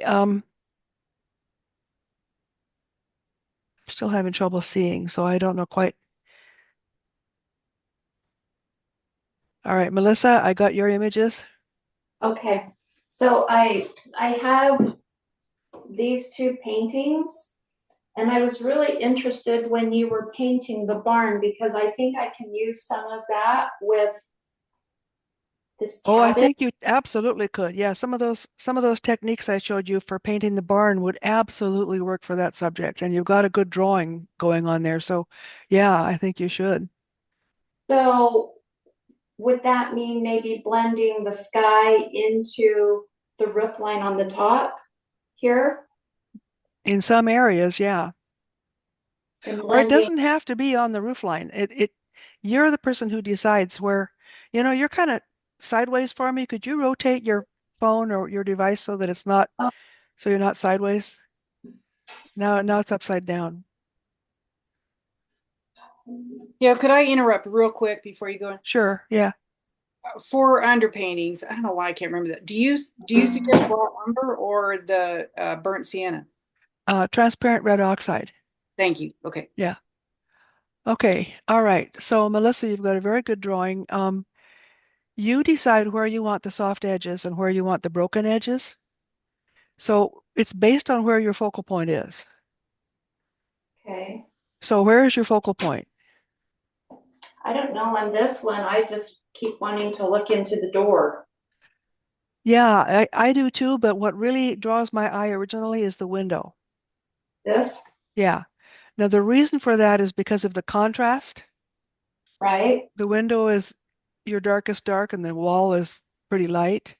Mm-hmm. And the fact that the window is framed by the shape of the building, those two Right. things make that the focal point. But that doesn't necessarily have to be where you're going to wind up looking the whole time. I think that catches your eye as you're walking by.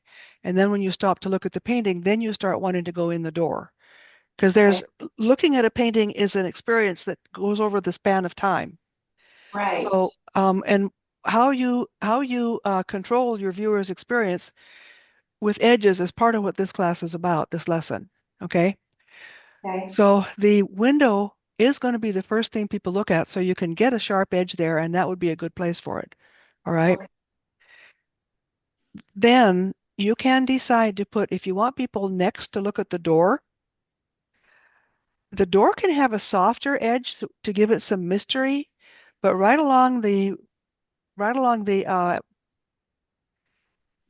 rim, what do you call it? The There's door. wood that goes around the door, there's that door jamb. Right Yeah. along there's some lighter colored wood, it looks like to me. Right. You can give that a sharp edge. Okay.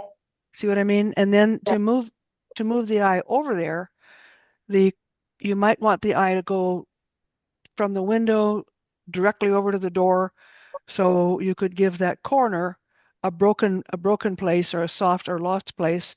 The The corner bottom corner, the top corner, the corner between the window and the door on the building. right here. Yeah, you could, if you want them to look directly from the window to the door, make a soft place in the corner for people's eye to go through that. Oh, okay. See what I mean? So you Yeah. decide how you want people's eye to move, and then you put the soft edges where you think they should be based on that. Okay. What about the space between the sky and the trees in the background? I would suggest a soft edge for that. Soft. So would I bring more of the sky down into that or bring more of the trees up into the sky? Both. Just kind of blend the trees into the sky. Okay. Okay. Can I also ask those same questions on this one? You should have the pictures of I that one don't as think you should work on that one. That okay. one has problems with the drawing. So let's work on the one that has a good drawing. Okay. This one? The first one, yeah, this one, yeah. That has a good drawing. So let's work with that one. Okay, perfect. All right. Sounds good. Thank you. Okay, I've got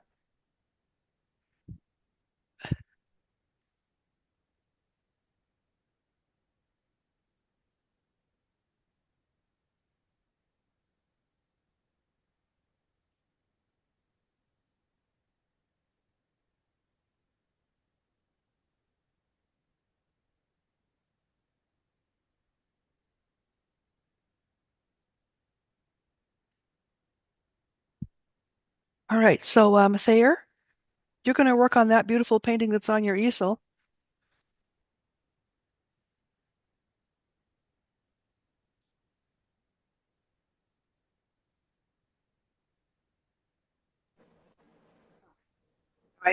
That's my plan. Okay, And all right. I'm And you, I'm yeah, I'm not quite sure where to start. I'm trying to mix some colors that would work. yeah, I think that's where to start. Get your colors figured out. Yeah. But I think you turned off your video. I can hear you, but I can't see you.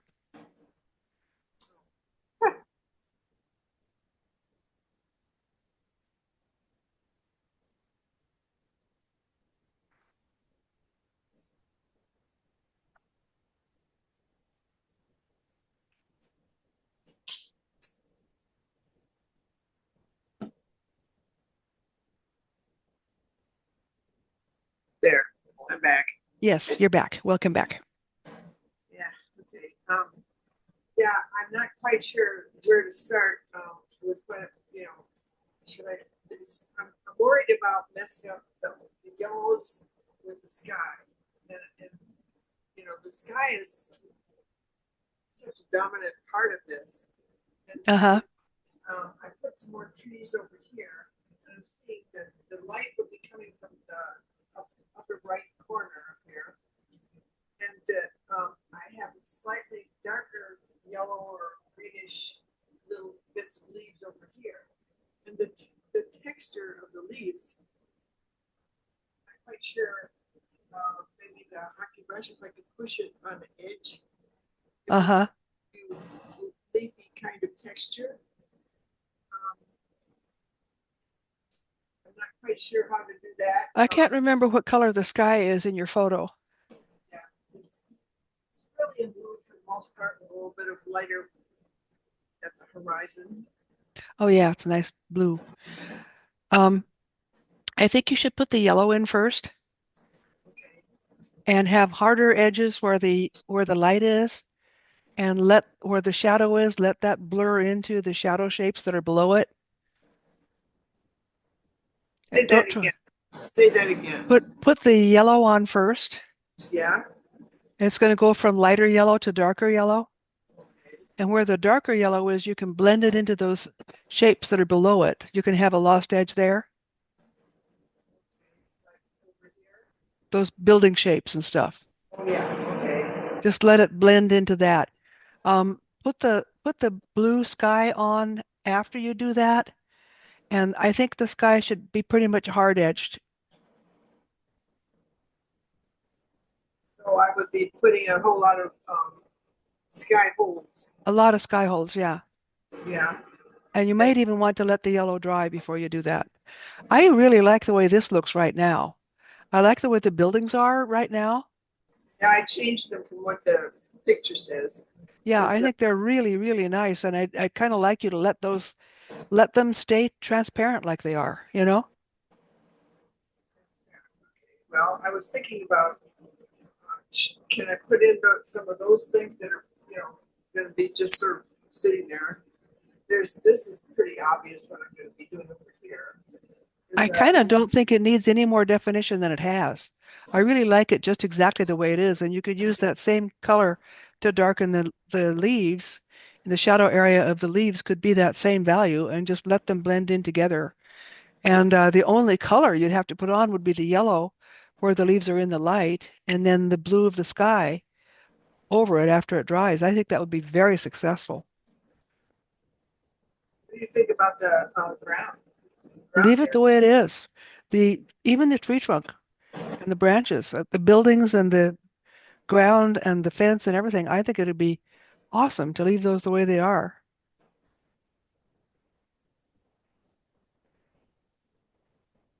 Not too much detail then in really. I Yeah, have it's a not about those, it's about the tree. yeah, and So I your mean hard edges would be between the tree and the sky and that strong contrast, and then you'd have soft edges between the shadow part of the tree and those buildings. It can blend in together down there. Send me a photo and I'll show you what I mean. photo of the painting or photo of the of the painting, because we're departing from the photograph a little bit, Yeah, we are. quite a bit. So send me a photo of your painting and I'll show you what I mean.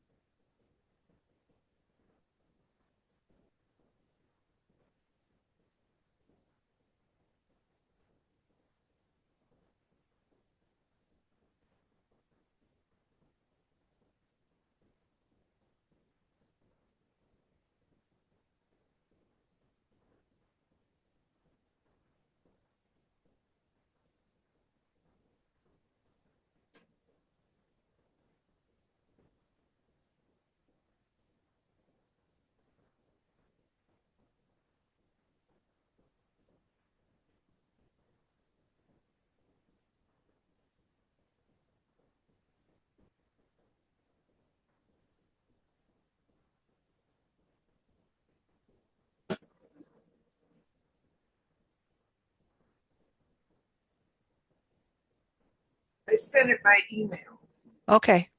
I think. No, it hasn't come by email. It hasn't come by text yet either.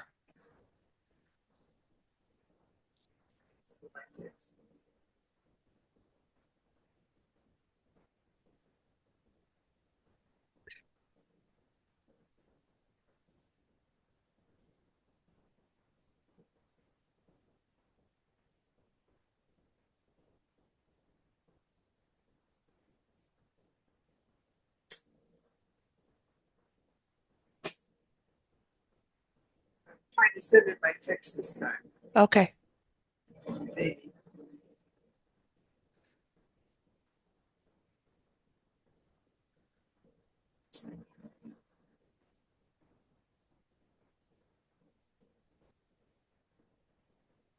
Okay, it came. Oh, good. Okay, I'm going to make some diagrams on it and send it back. Okay. Can't wait.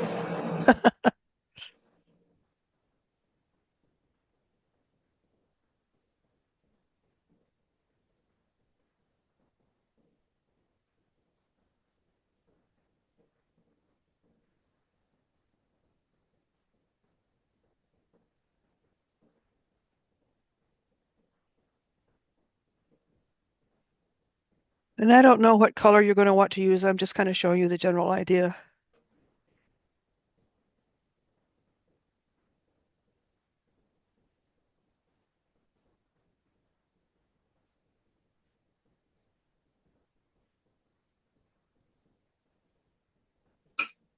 Of what I'm trying to describe.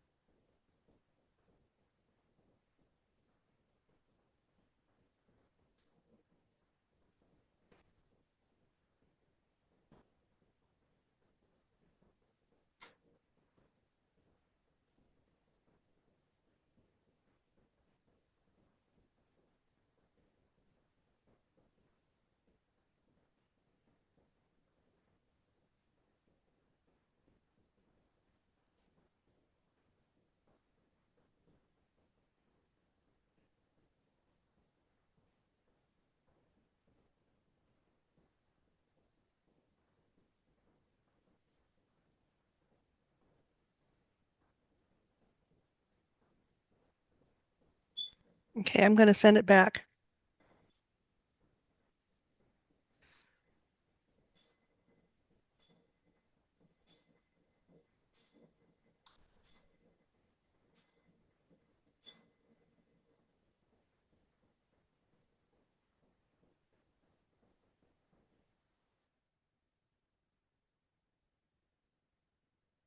Okay, I sent it back.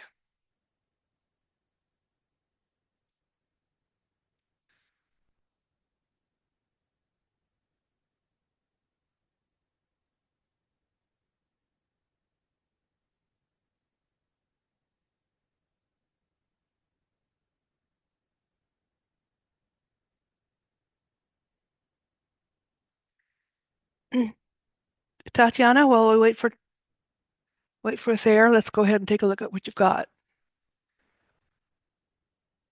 Sorry. Yeah, that's right.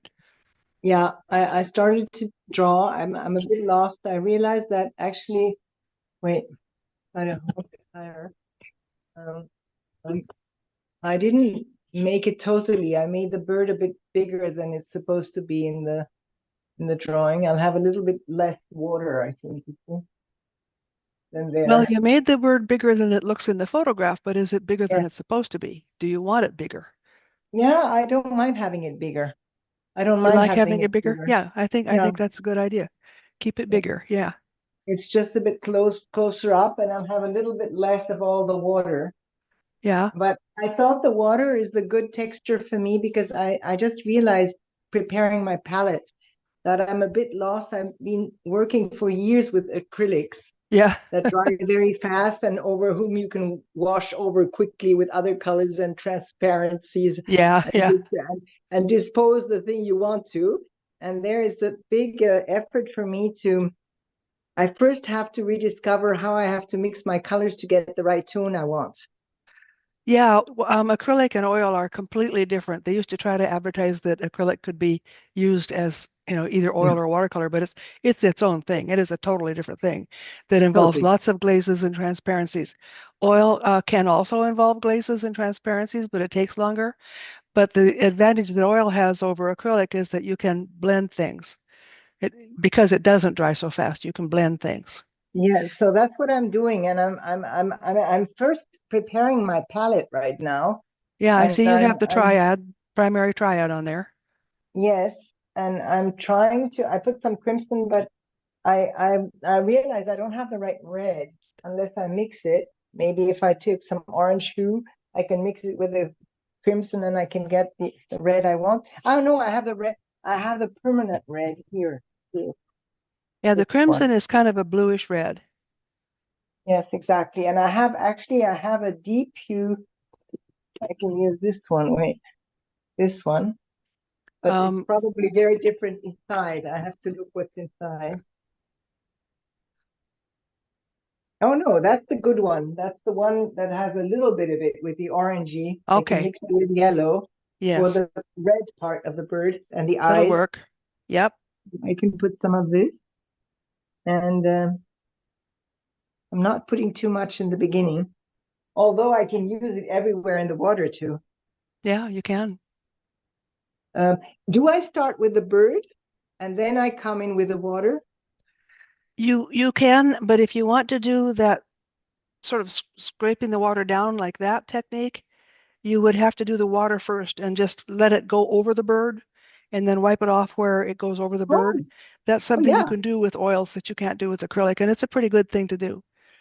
Oh, well, then I'm So, going to try that. okay, yeah, I Okay, think that'll be then I fun. had to Yeah. start with the water first, but I have Okay. to discover the colors, so it's a bit of Yes. a. Yes. That's the challenge. It doesn't matter. I mean, if it's not the right way, it doesn't matter. It's learning by doing. Exactly. And another nice thing about oil, a nice thing about acrylic is if something doesn't work, it dries fast enough you can paint over it with some opaque acrylic and then glaze over that. But a nice thing about oil is that if something doesn't work, you can just scrape it off or wipe it off. Oh, good. Well, then I do that. Yeah, Thank you. there are different advantages to the different paints. Yes, thank you, Gail. Thank you Yeah, very you're much welcome. for You're asking welcome. me and helping out. Thank you. You're welcome. Okay, I'm going to take a lunch break now. Um, Minette, did I talk to you? Not You yet. were gone. That's right. You were gone when I was going to talk to you. So yes, I let's was talk. here. I've been here the whole time. Well, some whatever. You didn't show up. So I like your hair. Oh, thank you very much. Yeah, I'm It's letting it very thick, dry to very see what thick. happens when it air dries. So anyway, um, so yeah, so I have been just basically spending my time observing this, all the tech, the stuff that you were talking about just when I'm looking at something, seeing how, in fact, yes, it does like become a lost edge. It does become harder when you're seeing I've just been observing, doing a lot of my observing. Okay. I Yeah. sent you a photo of the thing that I'm experimenting with right now. Okay.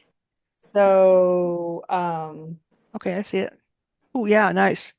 right. So Yeah. like I've been experimenting like with trying to Uh-huh. put shapes on that, what happens when you're trying to just that shape. Yeah. And then now I'm just kind of fooling with my colors to try and figure out what would be even colors I would use, to even think Right. about trying to do more. And I where don't know they blend and yeah. where they would Yeah. blend. I don't really haven't quite figured that out, but I can definitely see where I have hard edges. I can see the soft edge. I can see where the light comes in, and where there's I can really see it clearly myself. And then I took a picture of it. It's got the grayscale thing going on, and just cool with that. That's great. Yeah. So Yeah. I've been working on the concepts. Let me put it Yeah. that Yeah. way. That's That's kind of cool. how That's great. I have to do. I'm not at the point like, that's as far as I can get. Well, I wish more people would do it that way so that you're not so invested in a work of art before you understand the concept, you know? Yeah, yeah, yeah. And it's really fun for me is that this particular piece of ceramic that I have here um is one that yeah, it's a lot of brought it back from me, at one point It's from similar to one that she gave me. She might have got it at the yeah, same town.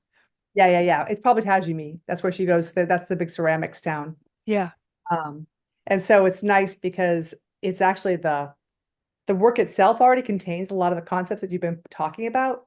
that's And nice, isn't it? because it's Japanese, right?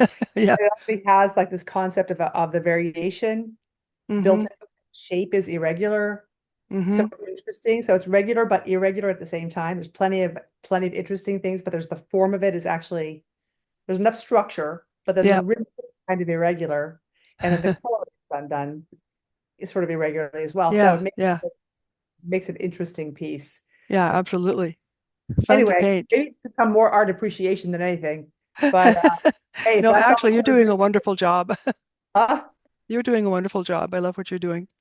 Anyway, so that's what I'm doing right now. Okay, that works. Like, Sorry I missed you. I oh, I didn't figured see you. I talk at some point. Okay. Bye. All righty. I'm gonna go have a break. I think I'm gonna lie down in a dark room and try to get over being nauseated. How about that, huh? Oh, So that's so see you in a half hour. Bye-bye. bye. Bye. Bye-bye.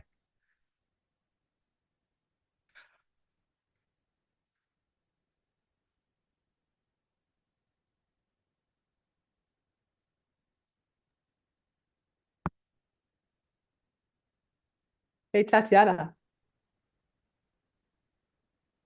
I cannot speak to you. I hope Hi. I'm going to Hey, be in good hey, if shape we're gonna later. if we're gonna drive at 9, you probably should make sure to eat something. Gosh, I'm in such a state. You can't believe how much I ran to be on time. I got in here at 44 exactly. I jumped onto my pallet to get things ready. I'm not in such a perfect shape. I'm going to have some coffee now. You should eat something for sure. I ate I something know. at the first break. I ate the Okay. All big right. cheese piece on the eighth. Now I have to have some coffee to cheer up. Okay. You take And your I'm time. already thinking of what do I need to take with me and for what we're doing after. Well, just see how it goes. Maybe tonight isn't the best time. Maybe we shouldn't try and do it. You think about it for yourself, okay? Maybe we at what time? That's the question. At what time do you want to go there tomorrow? That's the question. Oh, we'll talk about it afterwards. Okay. Okay, yes, true. We're not alone. Sorry. Okay. I like what you're doing. It's great.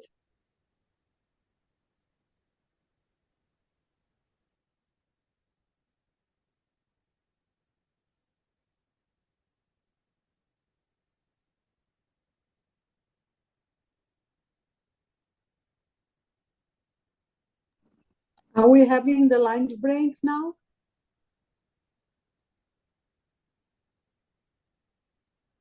She's doing like a 30-minute break. Yeah. Okay, thank you. Yeah, I think yeah, we take a lunch or whatever we need. Yeah. Thank you.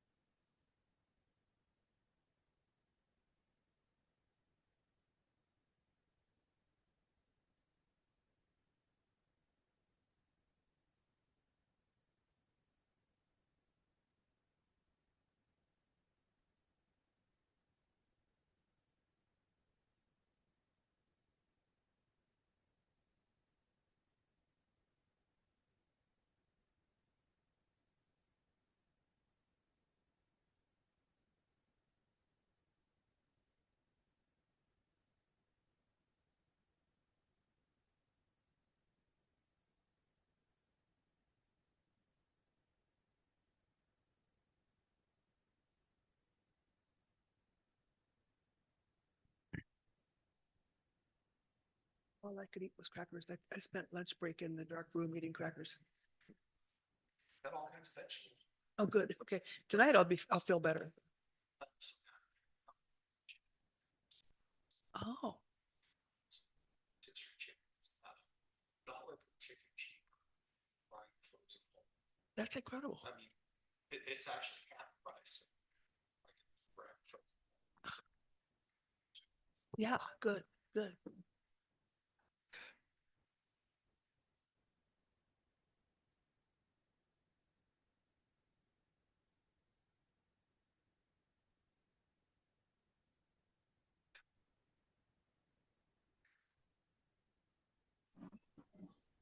Hey, Gail, Yes.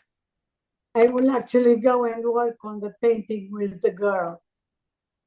You what?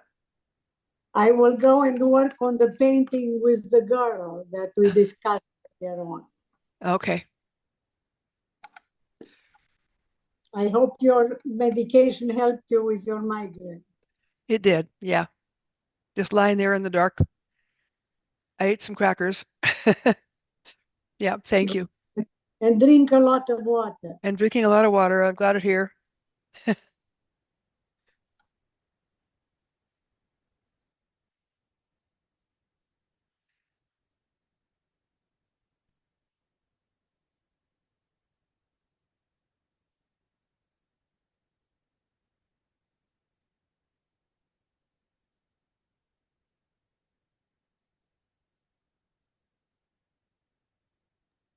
Sorry, Gail, I didn't realize you had a migraine. Somehow I didn't hear that before. Now I understand why you're wearing dark glasses. Well, I'm getting them so often, I just have to go ahead and live my life. They're not that painful because I have a pill that makes it so that I'm sensitive to light, but I don't have that pain. So I'm kind of nauseated and sensitive to light, but I don't have that horrible migraine pain. So I can work through them when they're like that. Yeah, so difficult. Sorry. Thank you.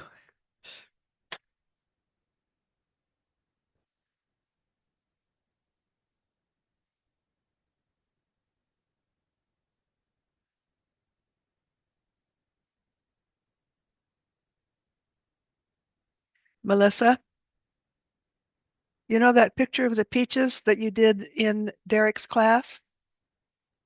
Yes. That's why I kept saying in order to make it look the way you want it to look, you have to paint it with fresh paint.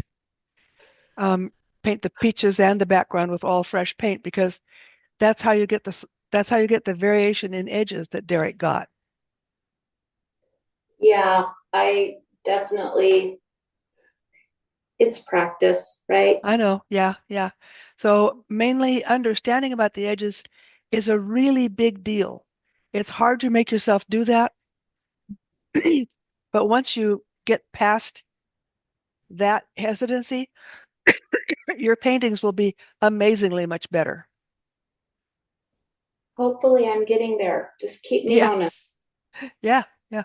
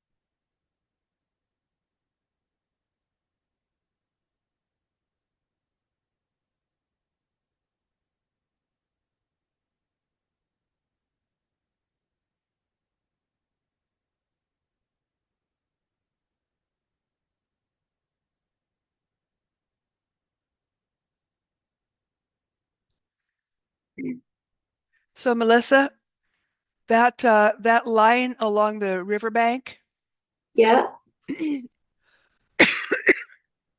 it should be very soft as it gets toward the edges of the canvas. down here or here. Follow along the line there. Yeah, now there it should be soft.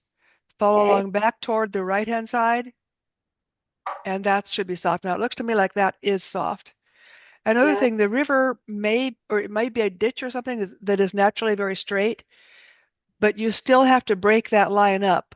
You have to have places where it's not a solid dark line.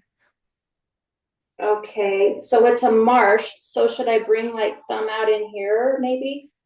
Is it a natural feature or was it man-made? It's natural. It's a Okay, then marsh. that straight line absolutely has to go. Okay. If your photograph makes it look straight, it's just because photographs make things look straight. Okay. I sent you a picture in text of the photo. Okay, let me look.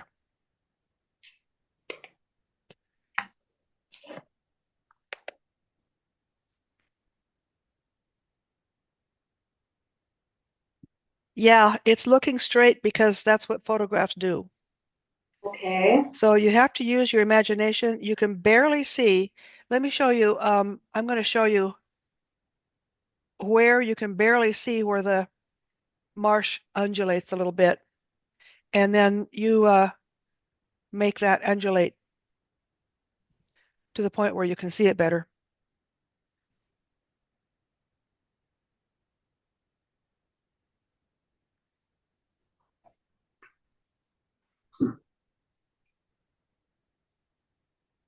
I'll do it in yellow. Okay.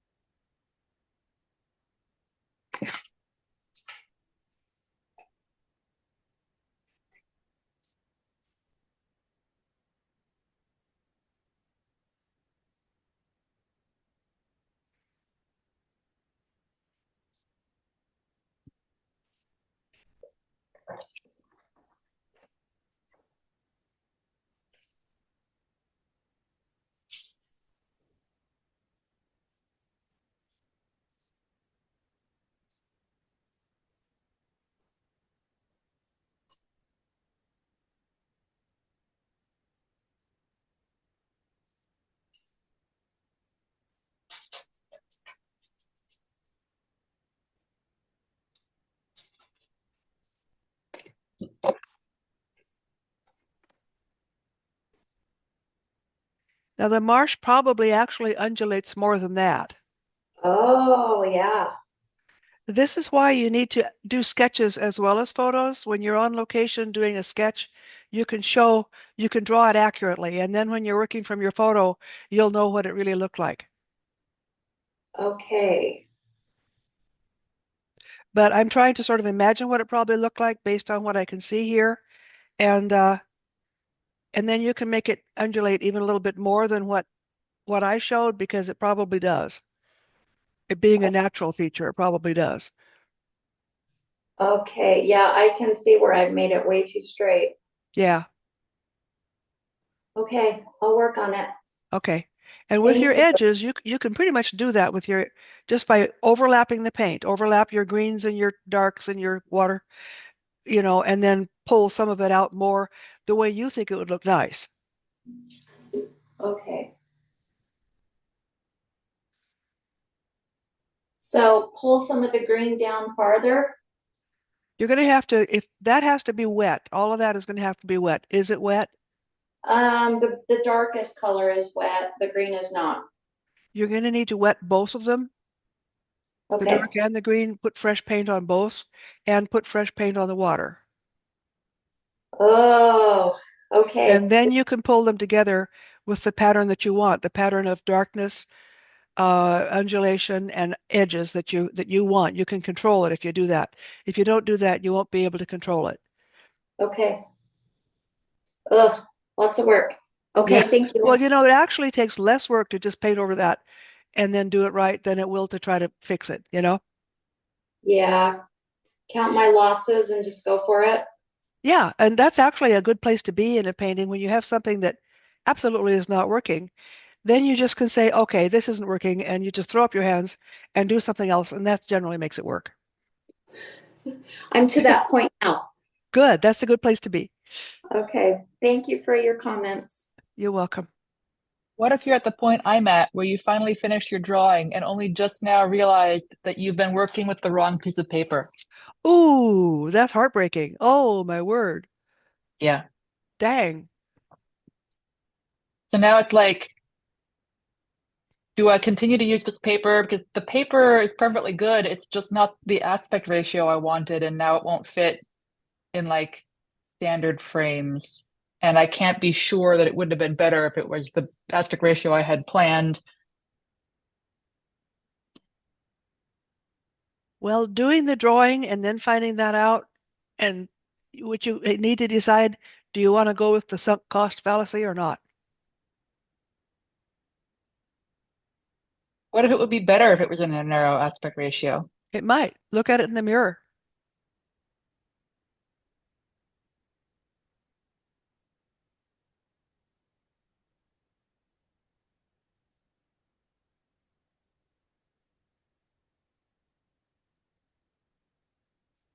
So, do you remember this picture?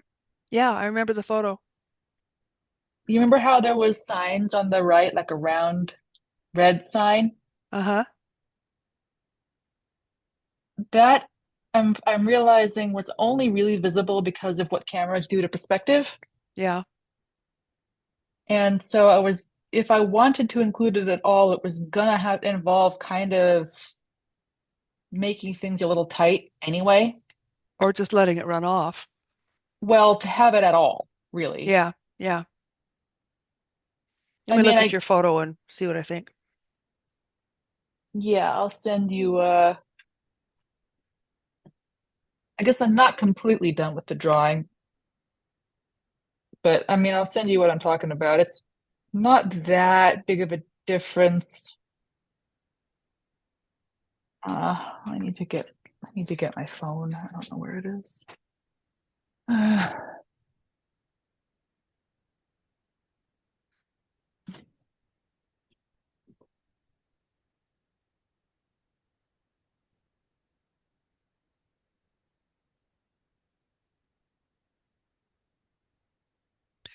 There, that's looking beautiful.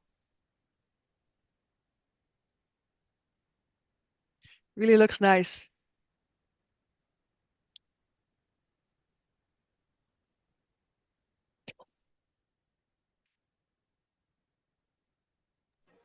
Thank you for your suggestions. Are you happy with doing it that way? Yeah, so far so good. Okay, it looks good. I'm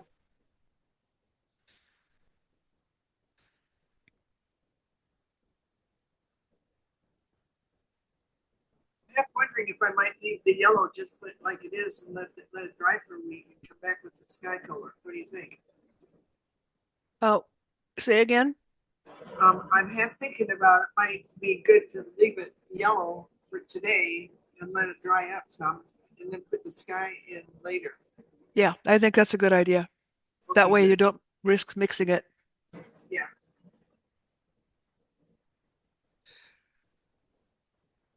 Melanie, I got your text. I think I'm gonna keep it though. I think it might be a happy accident because I'm realizing that when I was designing the notan, I was unhappy with how tall it was. I felt like it should be taller, Okay. And and now it it will doesn't be. need that sign on the right. Hmm. Okay, yeah, go with it. Go with it. That'll be fine. Okay. Because you really wanted to show that those buildings were very tall. Yeah, and they'll be taller now, Yeah, proportionately speaking. So, yeah. okay.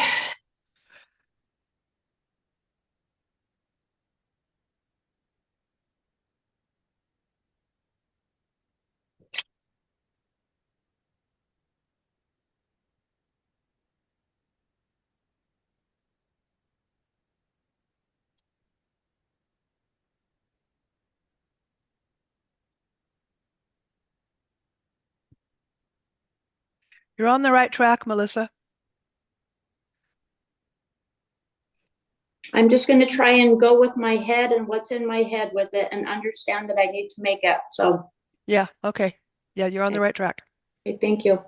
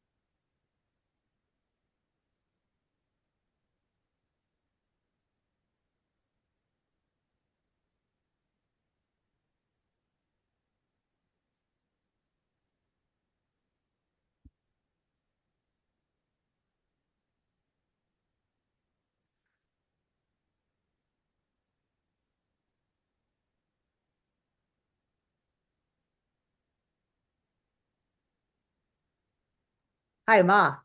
Yeah, ma'am. All right. So I'm still experimenting. I got something going on there.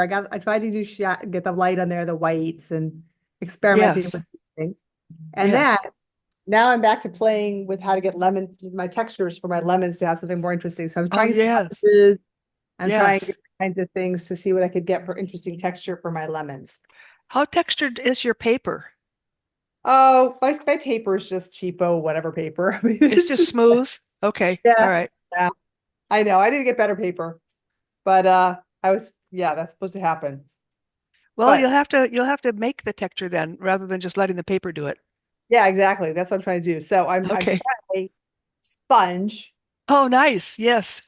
and That's fun. uh yeah, so That's I'm way more taking fun than what I was going to suggest. what were you gonna say?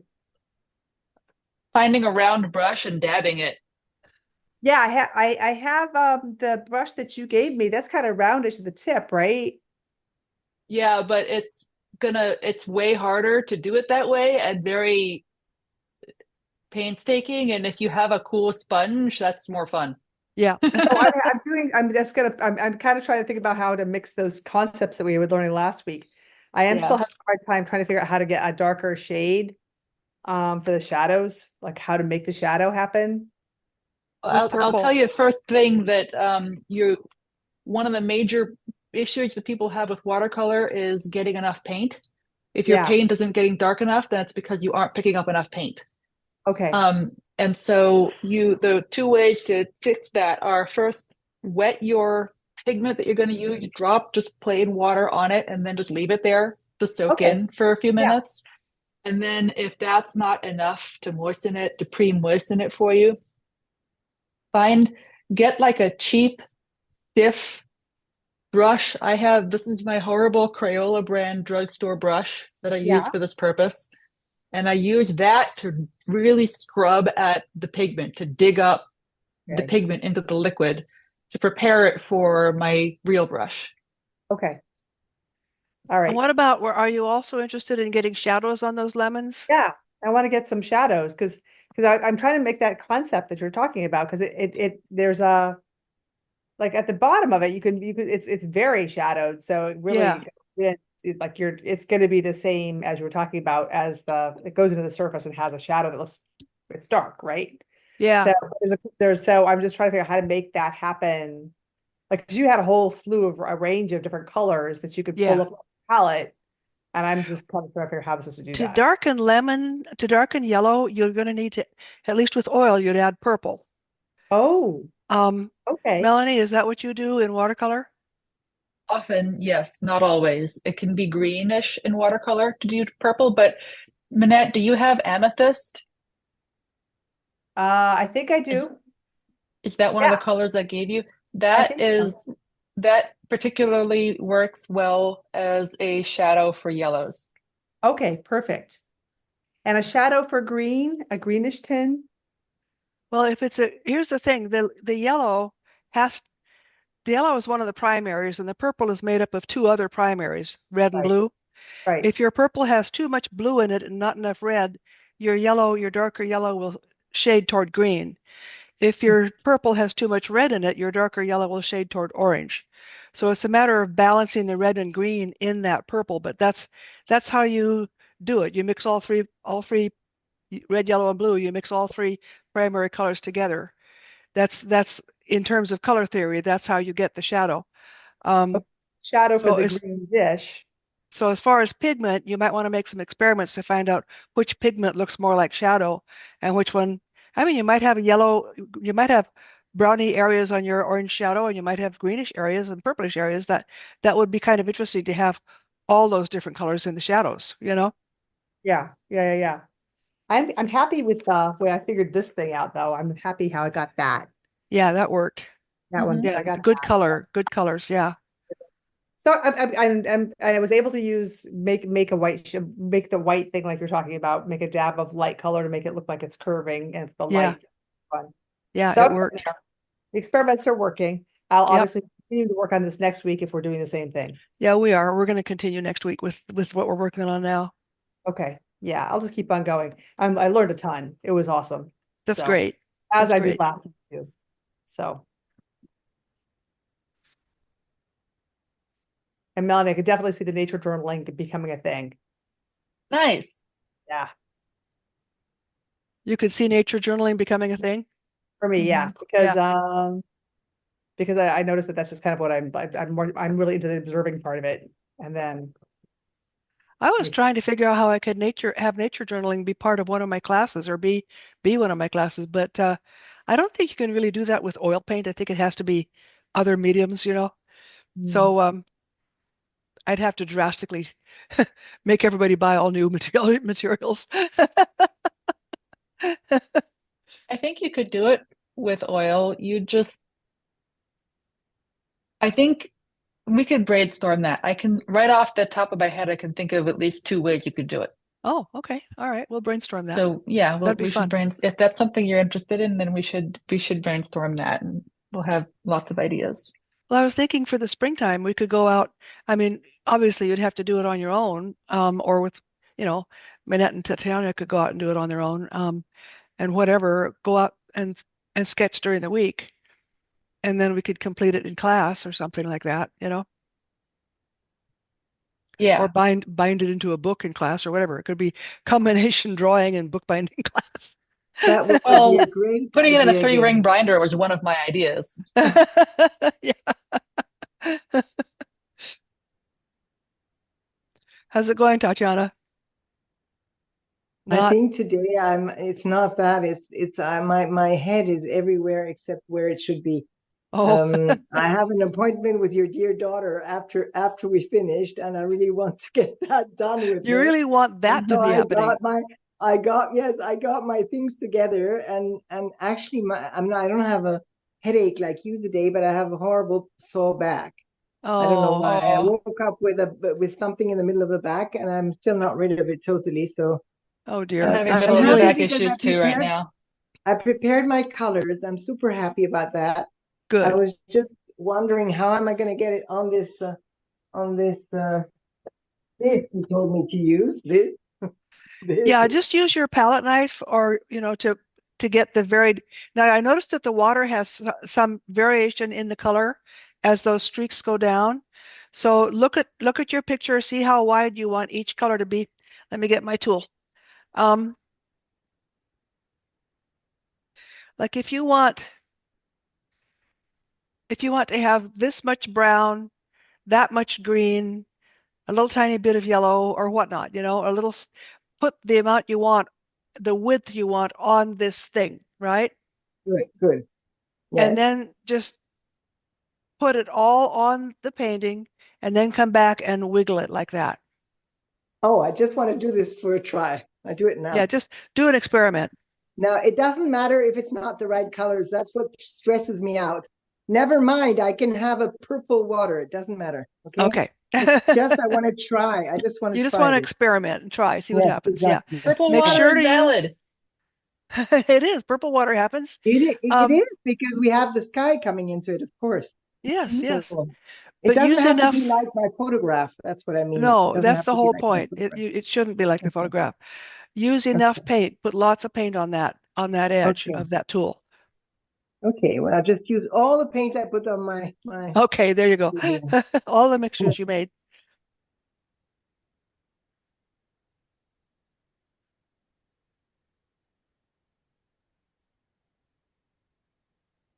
Annette, I gave you some color information in WhatsApp.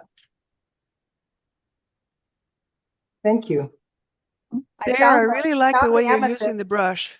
and I'm trying to figure out how to get this really nice strong pigment like you're talking about. Yeah, it shouldn't be too hard with amethyst because that's a good strong color. But it'll be, if you want to use the raw umber, that will need time. So go ahead and get that started soaking just in case you want to use it later. Yeah. Okay. This is very exciting. Yeah. You know, you guys, last year when I first started taking these classes, I couldn't actually focus long enough to be able to do this up to this point. Like I always had to be like switch over to work or whatever else, right? Yeah, yeah, But also partly was also I lost focus. Like I just couldn't stay focused on the artwork. yeah. Just like, I'll concentrate on the Yeah. painting more than 5 minutes or whatever. Like I just didn't have that ability. I Hadn't had the developed. same problem when I first started taking these classes. I had to take breaks and go like sit on the rowing machine Yeah. for a bit to like be able, and then at the end of the day, I was just wiped out and couldn't even make dinner. But now I Think can how even I go to the feel. grocery store afterwards. Think how I feel with these classes. Oh gosh, yeah. Actually, when we were doing the full day of class, by the end of that day, all I could do was go to bed with a heating pad. Yeah. Yeah, I remember.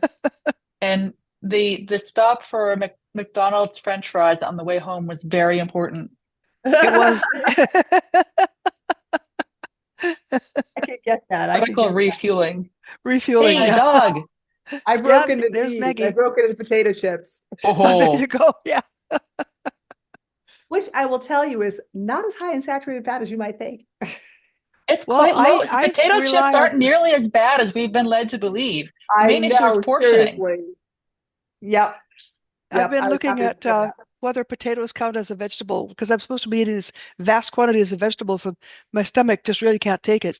So we were like, okay, our potato chips, do they qualify? And Scott's looking at it and says, yeah, they're a vegetable. They just have a lot of salt and fat. The mom, just as I tell you what the French do, what we do in the evenings is make these soups, like the Yeah. supper. It's super, right? Like it's sups. Oh, Supper okay. Yeah, yeah, that's why it's called soup and supper. having Okay. bread soup. And you just throw a bunch of vegetables together, like a Yeah. whole vegetables, and you simmer them for a little bit, and then you use a stick blender, and you blenderize the whole thing. Oh, okay. You put a little bit like a bouillon cube in there for that Yeah. bouillon flavor. And then if you want it to be, if it's too strong tasting to you, you just add a little bit of cream or whatever cream like dairy product that you can use or like a Yeah. non-dairy Yeah. product. And then that will Yeah, be or you can put like almond butter directly yeah, into the soup This all sounds good. to Yeah, that accomplish sounds the good. same goal. Yeah. right. This is one that's made that you wash Okay. soup. Yeah. It's basically the same thing. They do a lot of these like sort of pureed soups. And Okay. that's a way that you can get a bunch of vegetables in. That would be a good way to do it. Yeah. When I belonged to Yeah. Weight Watchers, they had a soup that was entirely vegetables. And it was really tasty, but they didn't puree it. It was just, the soup. Yeah. Yeah, so it's Bad just news, Gail. options. I have too much. Didn't put enough color. You didn't mix enough color. I was I afraid of think. that. Look, look, look. No. Well, you It's went not down through enough. part of it. Now go ahead and did you do the jiggly part yet? I can't quite tell. No, no, no. I didn't do the jiggly part. I just want to do the other side. We'll do some more there, and then I can Okay. do the jiggly part. All right, I gotta find my notes that you gave me. All right.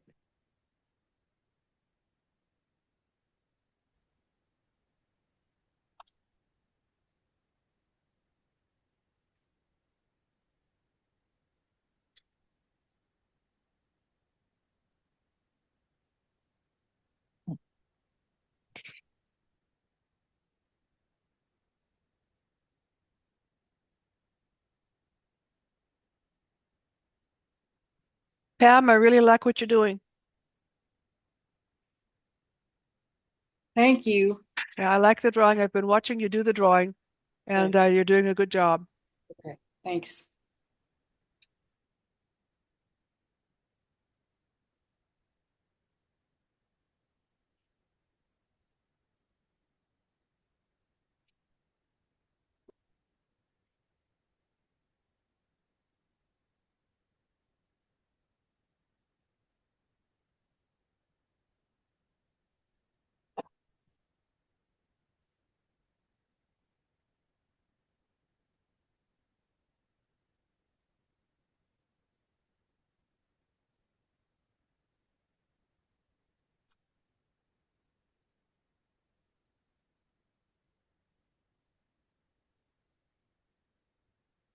I confirm I didn't use enough color.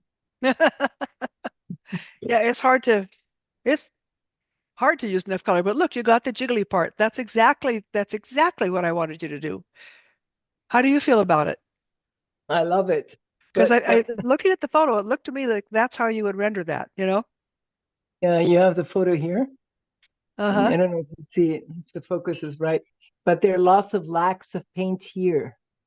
That's okay on that cardboard. That's fine. Yeah. Because the cardboard just shows through as brown, and that's fine. Okay, so maybe I should do the whole surface like this. Yeah, I think, now, are you going to use that for your painting? Are you going to put the duck on it and everything? Oh yes, I think we have to put the duck, but it will probably look like modern art. It will, which is fine. And what you should do then is right now, while you can still see part of the duck, draw the duck again and then wipe out those colors where the duck is going to be. Oh yeah, okay, okay. I try to see the duck. Yes, I see the duck there. Okay, Yeah, so while it's wet, you need to kind of scrape out some of that paint where for where the duck will be. okay, good. I'll do that.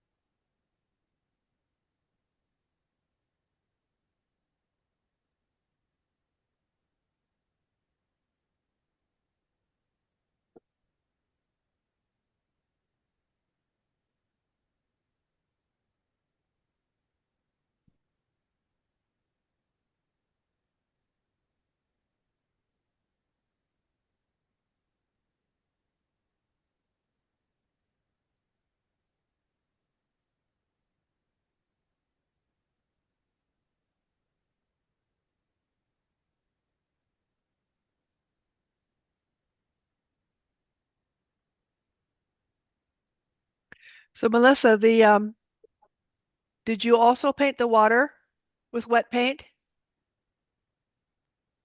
No, not yet. You'll have I to do that. do. You'll have to do that and then drag some of those reflections, drag them down into the wet water. Okay. I'll do that right now. Yeah, okay.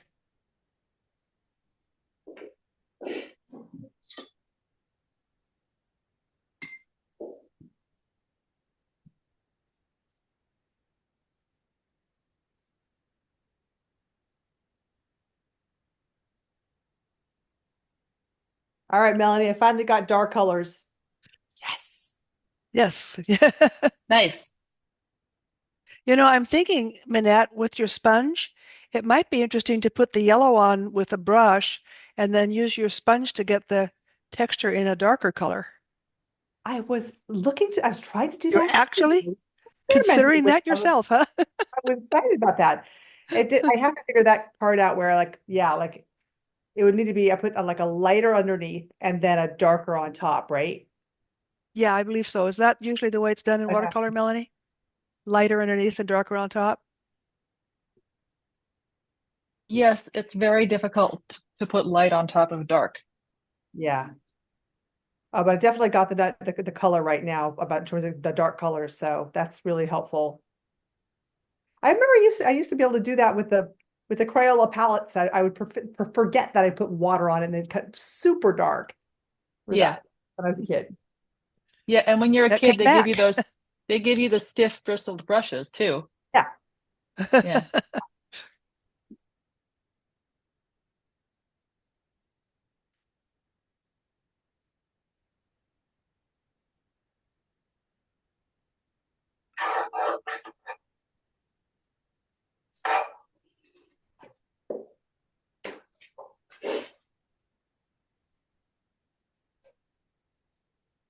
There, are you there? That brown rectangle to the left,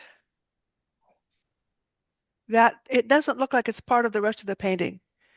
I think it's too dark and the edges are too sharp. It looks like it's a piece of paper that's floating on top of it.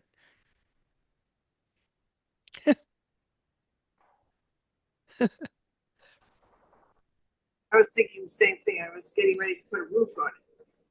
Well, soften and break into a lot of those edges, even though it's a building. It needs to be softer than it is, and probably not quite that high chroma. It's a dark brown, but it's still a high chroma. Thank you. Yep, you're welcome.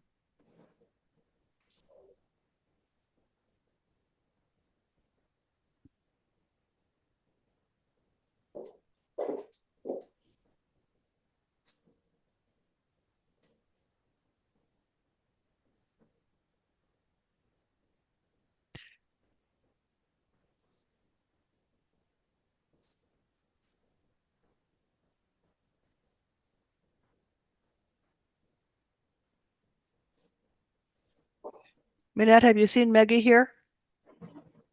She's walking around behind me. Oh, Miss here. Hey, Maggie. Nutmeg. Hey, Nutmeg, come here. Oh, it's Nutmeg. Oh, what a sweetheart. Yeah, What a she's sweetheart. she's happy. Happy and healthy. Oh, that's great. She get along great with her little sister. No. She wants to be Zuzu's best friend, and Zuzu would just assume she didn't exist. Oh, But but they've kind of worked it out. They walk side by side, and Maggie sort of sniffs Zuzu's face, and Zuzu kind of turns away, and that's about what their relationship amounts to. Tatiana has two amazing dogs, Really? and yeah, they're big. They're like wolf kind of dogs. Oh, So wow. they're gorgeous, and Oh, man. when she I takes them show for you. walks in the woods, she gets a I can workout, right, show, Tatiana? You got to work out I with those can dogs. show you because now they're very desperate because I put them in a cage because if not, they come and eat up my paint. They've already eaten up a whole tube of sienna. So I was Oh, worried no. about the belly, but she survived the tube of sienna. She survived So it. She ate it up and she survived. Look, she's here. that happened with my dog too. She ate up a tube of paint. Hi, Here they girls. are. Here are the dogs. Hi, girls. Oh, beautiful. Oh, they are beautiful. Oh, I'm gonna be a horrible Mino because I'm leaving and letting you in the cage. Only Where 10 where are minutes you longer. where are you two meeting? I have to. We're going into town next to the Champs-Élysées. Oh, nice. If Tatiana is feeling up for it, Well, only. I'm starting to feel a bit better. You can go Okay. and have a coffee and it maybe can be even better. Okay. Minette, she's just much more excited about that than she is about sitting in her studio making stripes. happy. I'm trying Well, that's to okay. make a I'm busy. I'm making stripes too. This is so we're all acknowledging. I'm working All I on have the to same do, thing. I have to clean out the duck. I have to empty the duck before I bake it. Yes, you do. So before I have to stuff it with some, I don't know, chestnuts or Yep. whatever. But this is the thing is maybe I can scrape off some of the paint like this, no? Oh yeah, you can do that. It goes before I have it all in my cloth. I can take a Hmm. bit out like this. Yeah, that's the way to get most of it off with your knife. All right, this amethyst actually glitters. Like It it's actually does, yeah. because it's actually Yeah. amethyst. Uh-huh. Oh my gosh. You see why it's fun? Oh my gosh, that's so fun. It's glittering on my page. I'll have the glitteriest I'm shadow of sorry, lemons. but you're all excited by yourself. You're being a Mino. We want to see what you're excited about. I don't know if you can tell because I'm trying to work on getting darker colors using the watercolors. But Oh yeah. my dear sister gave me a paint. It's called amethyst, and I didn't realize it literally is amethyst and it sparkles. Oh wow. Like it's Well, the ground up sparkle we cannot amethyst. see, It is, but we yeah. believe you. We believe you. We can't see the sparkle, but we believe you. So anyway, Melanie gave me one called malachite, genuine malachite, and it's that all ground up. wow.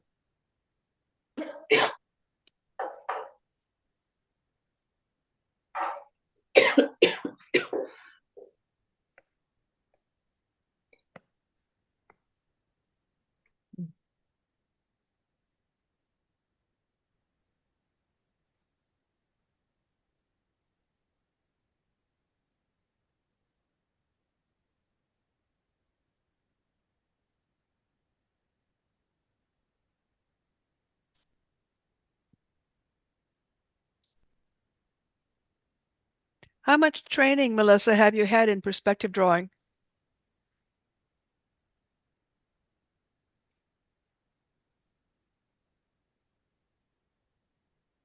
Um, Probably like a 6 week class, maybe 12 hours plus what I learned like in high school. So not Okay. much. Okay, because you have a very good perspective drawing of the house, but I think I need to show you a little bit of something about the marsh, okay? So I'm going to make a little drawing and send it to you and try to talk to you about it. Okay.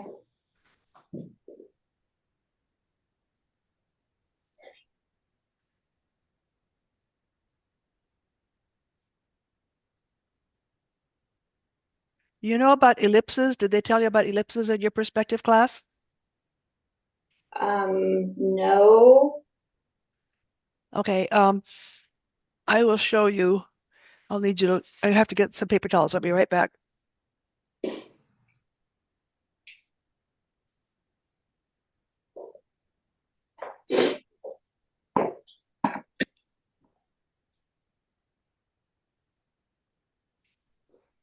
Okay, Melissa, I need you to look at this for a minute.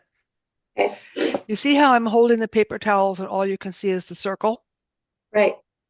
And if I hold it this way, all you can see is this rectangle shape. Right. Yep. But if I hold it this way, you see part of the top, and that's an ellipse. What you're seeing right here, this Okay. shape is an ellipse. Now, if you look at a map, you know what? Actually, I think I'm going to be best off drawing it over here. So let me change my camera and show you. Um,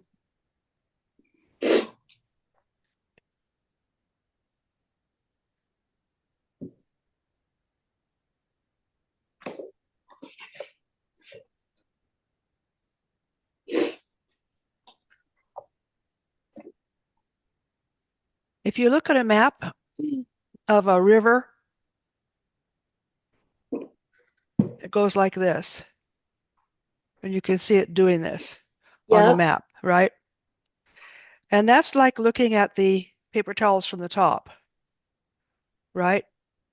So all these Mhm. curves look the way, because you're looking down at it, they look the way the paper towels look when you're looking down at it, okay?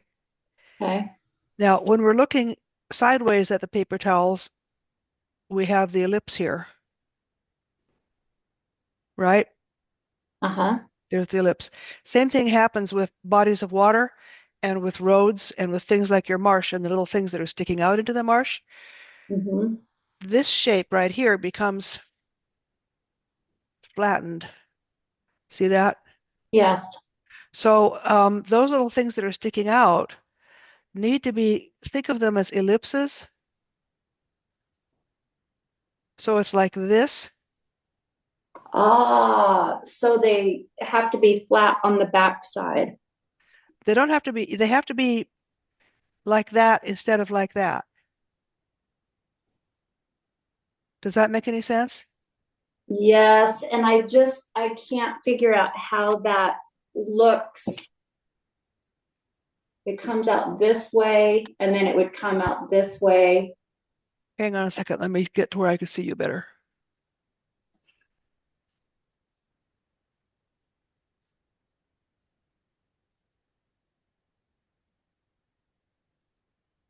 Okay, show me again. Okay, so this would come out, I would show like a straighter edge here, and then it comes in, and then this one would come out.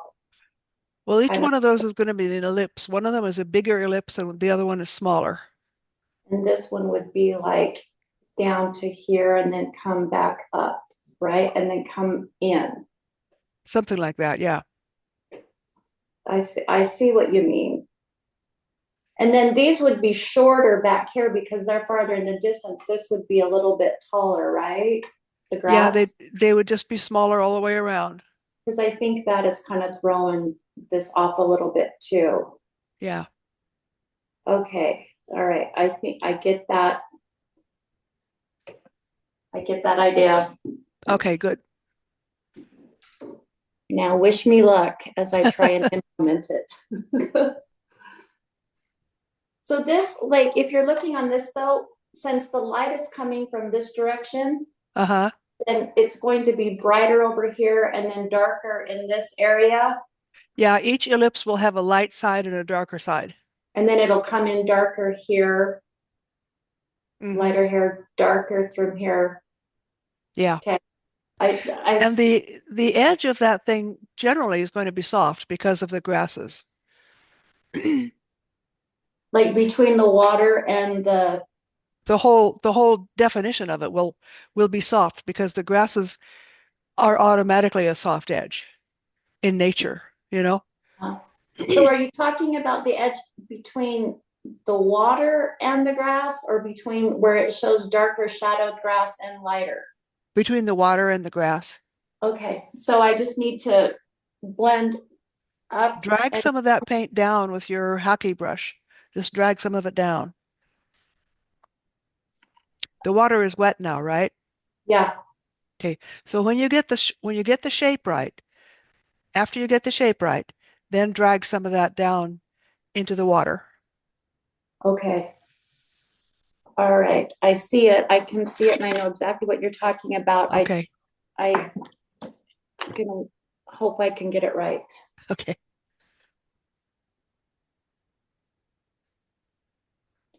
Thank you. Yeah, you're welcome. Elaine, how's it going?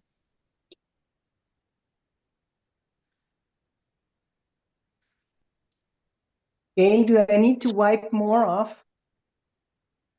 Is it shaped like a duck? It has the thing in the water underneath. I kept it. The reflection? Yeah. Yeah, okay, that's maybe probably enough. Yeah. Yeah, that's probably just fine. Okay. You can So paint your duck over that without having the thick edges from the existing paint too much. okay. Now for I that just to wanna dry, put more. Yeah. huh? Yeah. Sorry For for that to dry. Yeah. put it in a warm place. Okay. Should I work more on the water now? Yeah, you can. Make more of those wobbly things here. Uh-huh. Okay. Yeah. Elaine, how are you doing over there? Ah,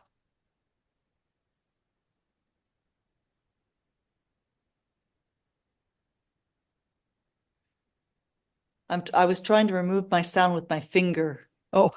like on a phone, Yeah, so. yeah. So tell me where your focal point is. Well, my focal point is going to be here. Yep. I'm just doing I'm trying to work on the dynamic edges, and Perfect. Yeah. I'm glad. I this see how is you've got dynamic edges definitely on the right-hand side. I can see that. And on the arch, yes, you're doing a good job. That's what we want. really, it's my natural tendency is to be kind of messy. So after That makes watching it you, easier, doesn't it? yeah, after watching you, I saw that could become eventually a quality. It's exactly what you really want, Yeah, and if you look at even the very old paintings, like the Renaissance paintings, the ones that are successful don't have all hard edges. yeah, And the ones that are older than that, like the early Christian paintings, have hard edges and they look very primitive. So yes, you can study that in the museums and you'll see yeah, it for yourself. yeah. Very, very naive or, cartoonishy. Yeah. Yeah, yeah.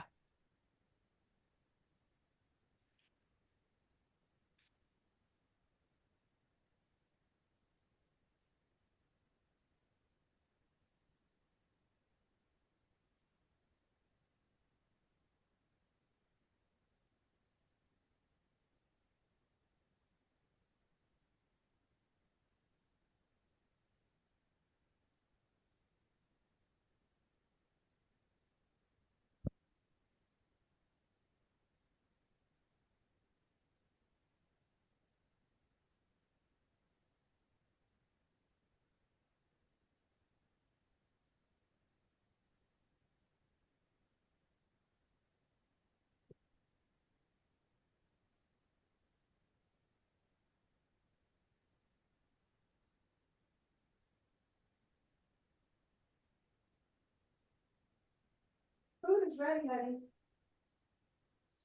Tom, Chris, the food is ready. Berta, I can't see what you're working on.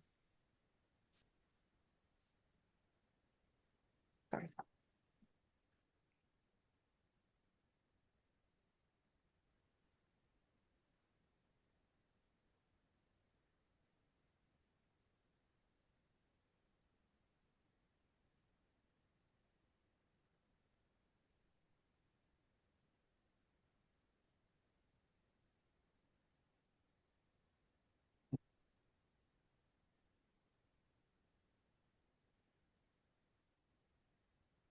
Okay, I see that softer edge you have going on now. Yeah, I'm glad you're doing that.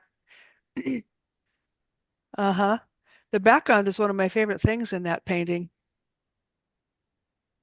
It's such a happy painting.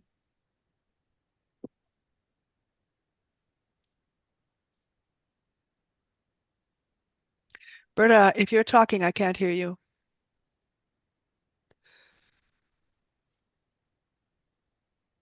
I was on mute. Yeah. So I will continue with that then. Yes, it's working. Yeah, it's very Thank you. successful. Yeah, Thank you. you're welcome. Di Simmons, I like the way you're developing that underpainting with that lost edge on the right. And that's what I was hoping to get you to do, and you've done it. It looks good. Good job.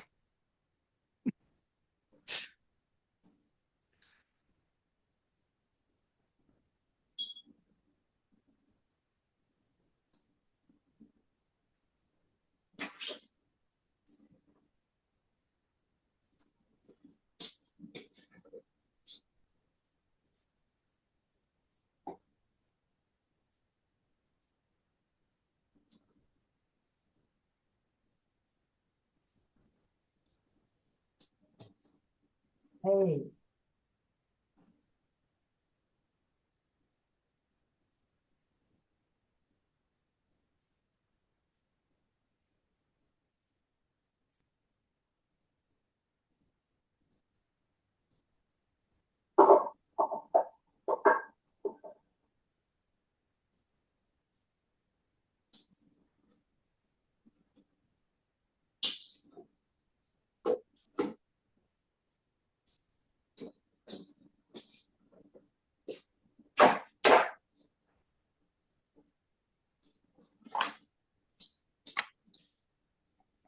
It's actually pure joy to understand some things. That video you showed us I'm was so quite glad. comprehensive. Oh, good. Thank you. Thank you. Yes, I'm glad. I think it helps us think. Pure joy of understanding. I like that. Exactly. That's Yes, yes. wonderful. Thank you. Yeah, thank you.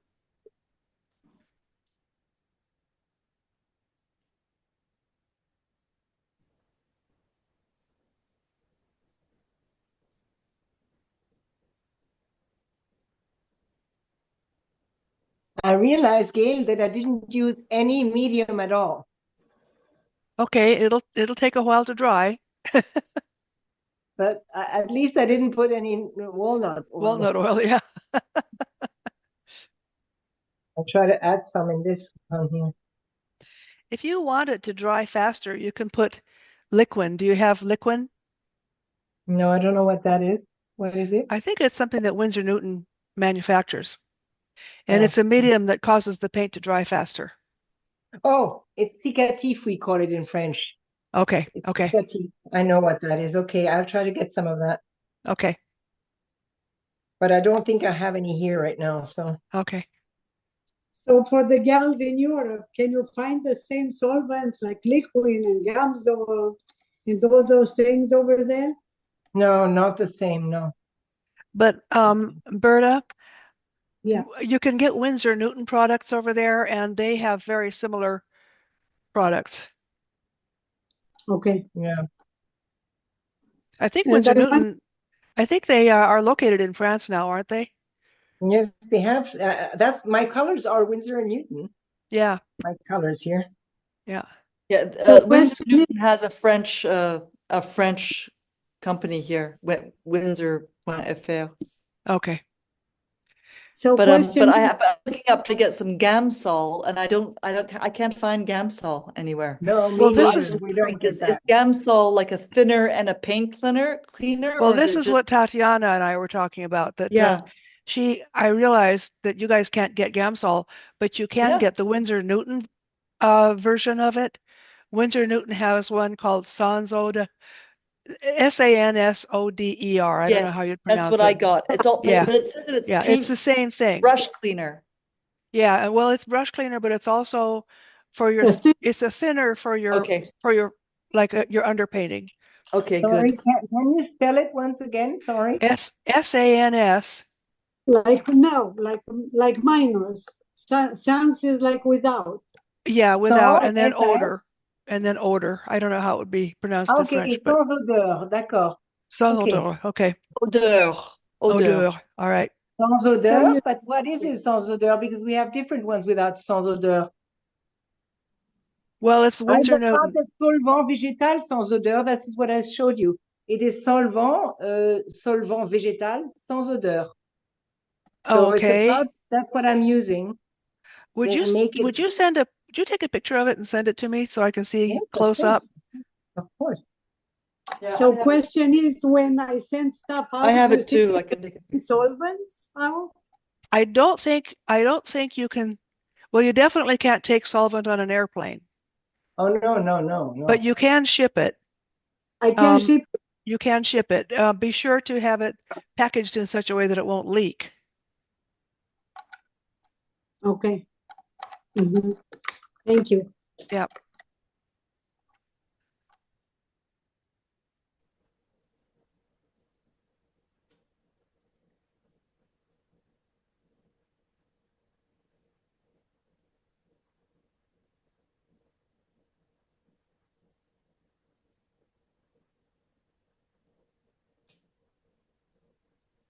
All right, Ma, I have to make sure people are eating.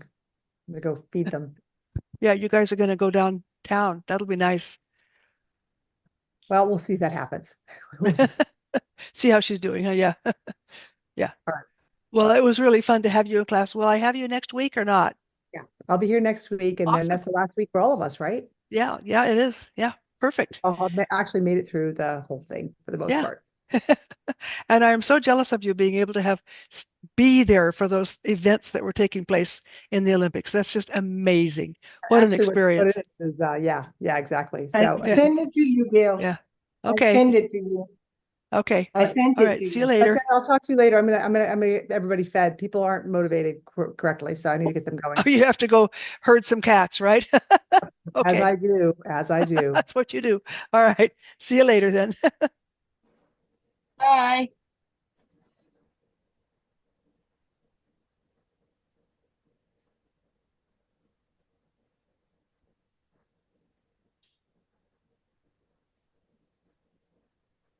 Okay, well, if that's a solvent, then it should be exactly what you want. If they call it a medium, Tatiana, Yes, if they call it yes, a it's a medium, medium. if they call it a Exactly. solvent, it goes on your early layers. If they Yes. call it a medium, it comes on your later layers. Okay. You've heard of fat Oh, overlean? later layers, sorry, and the later ones. Could you Okay. say Yeah, that so again, Gail? fat overlean, Yeah, but if it's a, solvent is thinner than Galkid. yeah, the solvent is what you put on first. You mix your paints with that for like your underpainting and things like that. And then after that, you use the medium, the Galkid or whatever medium, like your walnut oil or whatever. You do that on the second layer. Okay, That's okay. Yes, and I did the wrong way around the last time. Of okay. course, it couldn't work. Yeah. It couldn't work. Yeah. It's a bit too wiggly, I think, what I made, but it doesn't matter. It's just for fun. It was all just going so well, right? Yes, it was going too well. Too well. Yeah. I wiggled immediately instead of doing it after. Never wiggle too soon. Exactly, exactly. So we only have about 4 minutes left of the class, and I am going to go ahead and shut down on time because I need to lie down in the dark. Actually, something that works for me is to sit in the garage in my car because it's dark and warm in there. Part Oh of what my happens is gosh. I get a chill, so I just go sit in there in the car for a while, and it looks pitiful, but it feels good. Oh, good Yeah, for you have you such a then. good attitude, Gail. Mhm. Well, what are you going Yes. to do, right? Take care, Gail, and thank you Thank very you. much. Yeah, Thank you thank so you for much. coming. Pam, Yes. I'm so happy with what you're doing. Oh, It's thank you're you. doing a wonderful job. It actually feels right. Like Yeah, because that's you're used that's to a it now. nice. You've done it before and it feels familiar, doesn't it? Yes, it does. Yeah, That's yeah. great. Thank Be you. well, Gail. Thank you. Thank you, Berta. And Bye. Melanie, give me a call when you're ready and you can tell me how to eat more vegetables. Good. All Okay. right. Bye. All right. Bye-bye, everybody. Bye. Bye. Take Thank you. Bye. See you later. Thank you.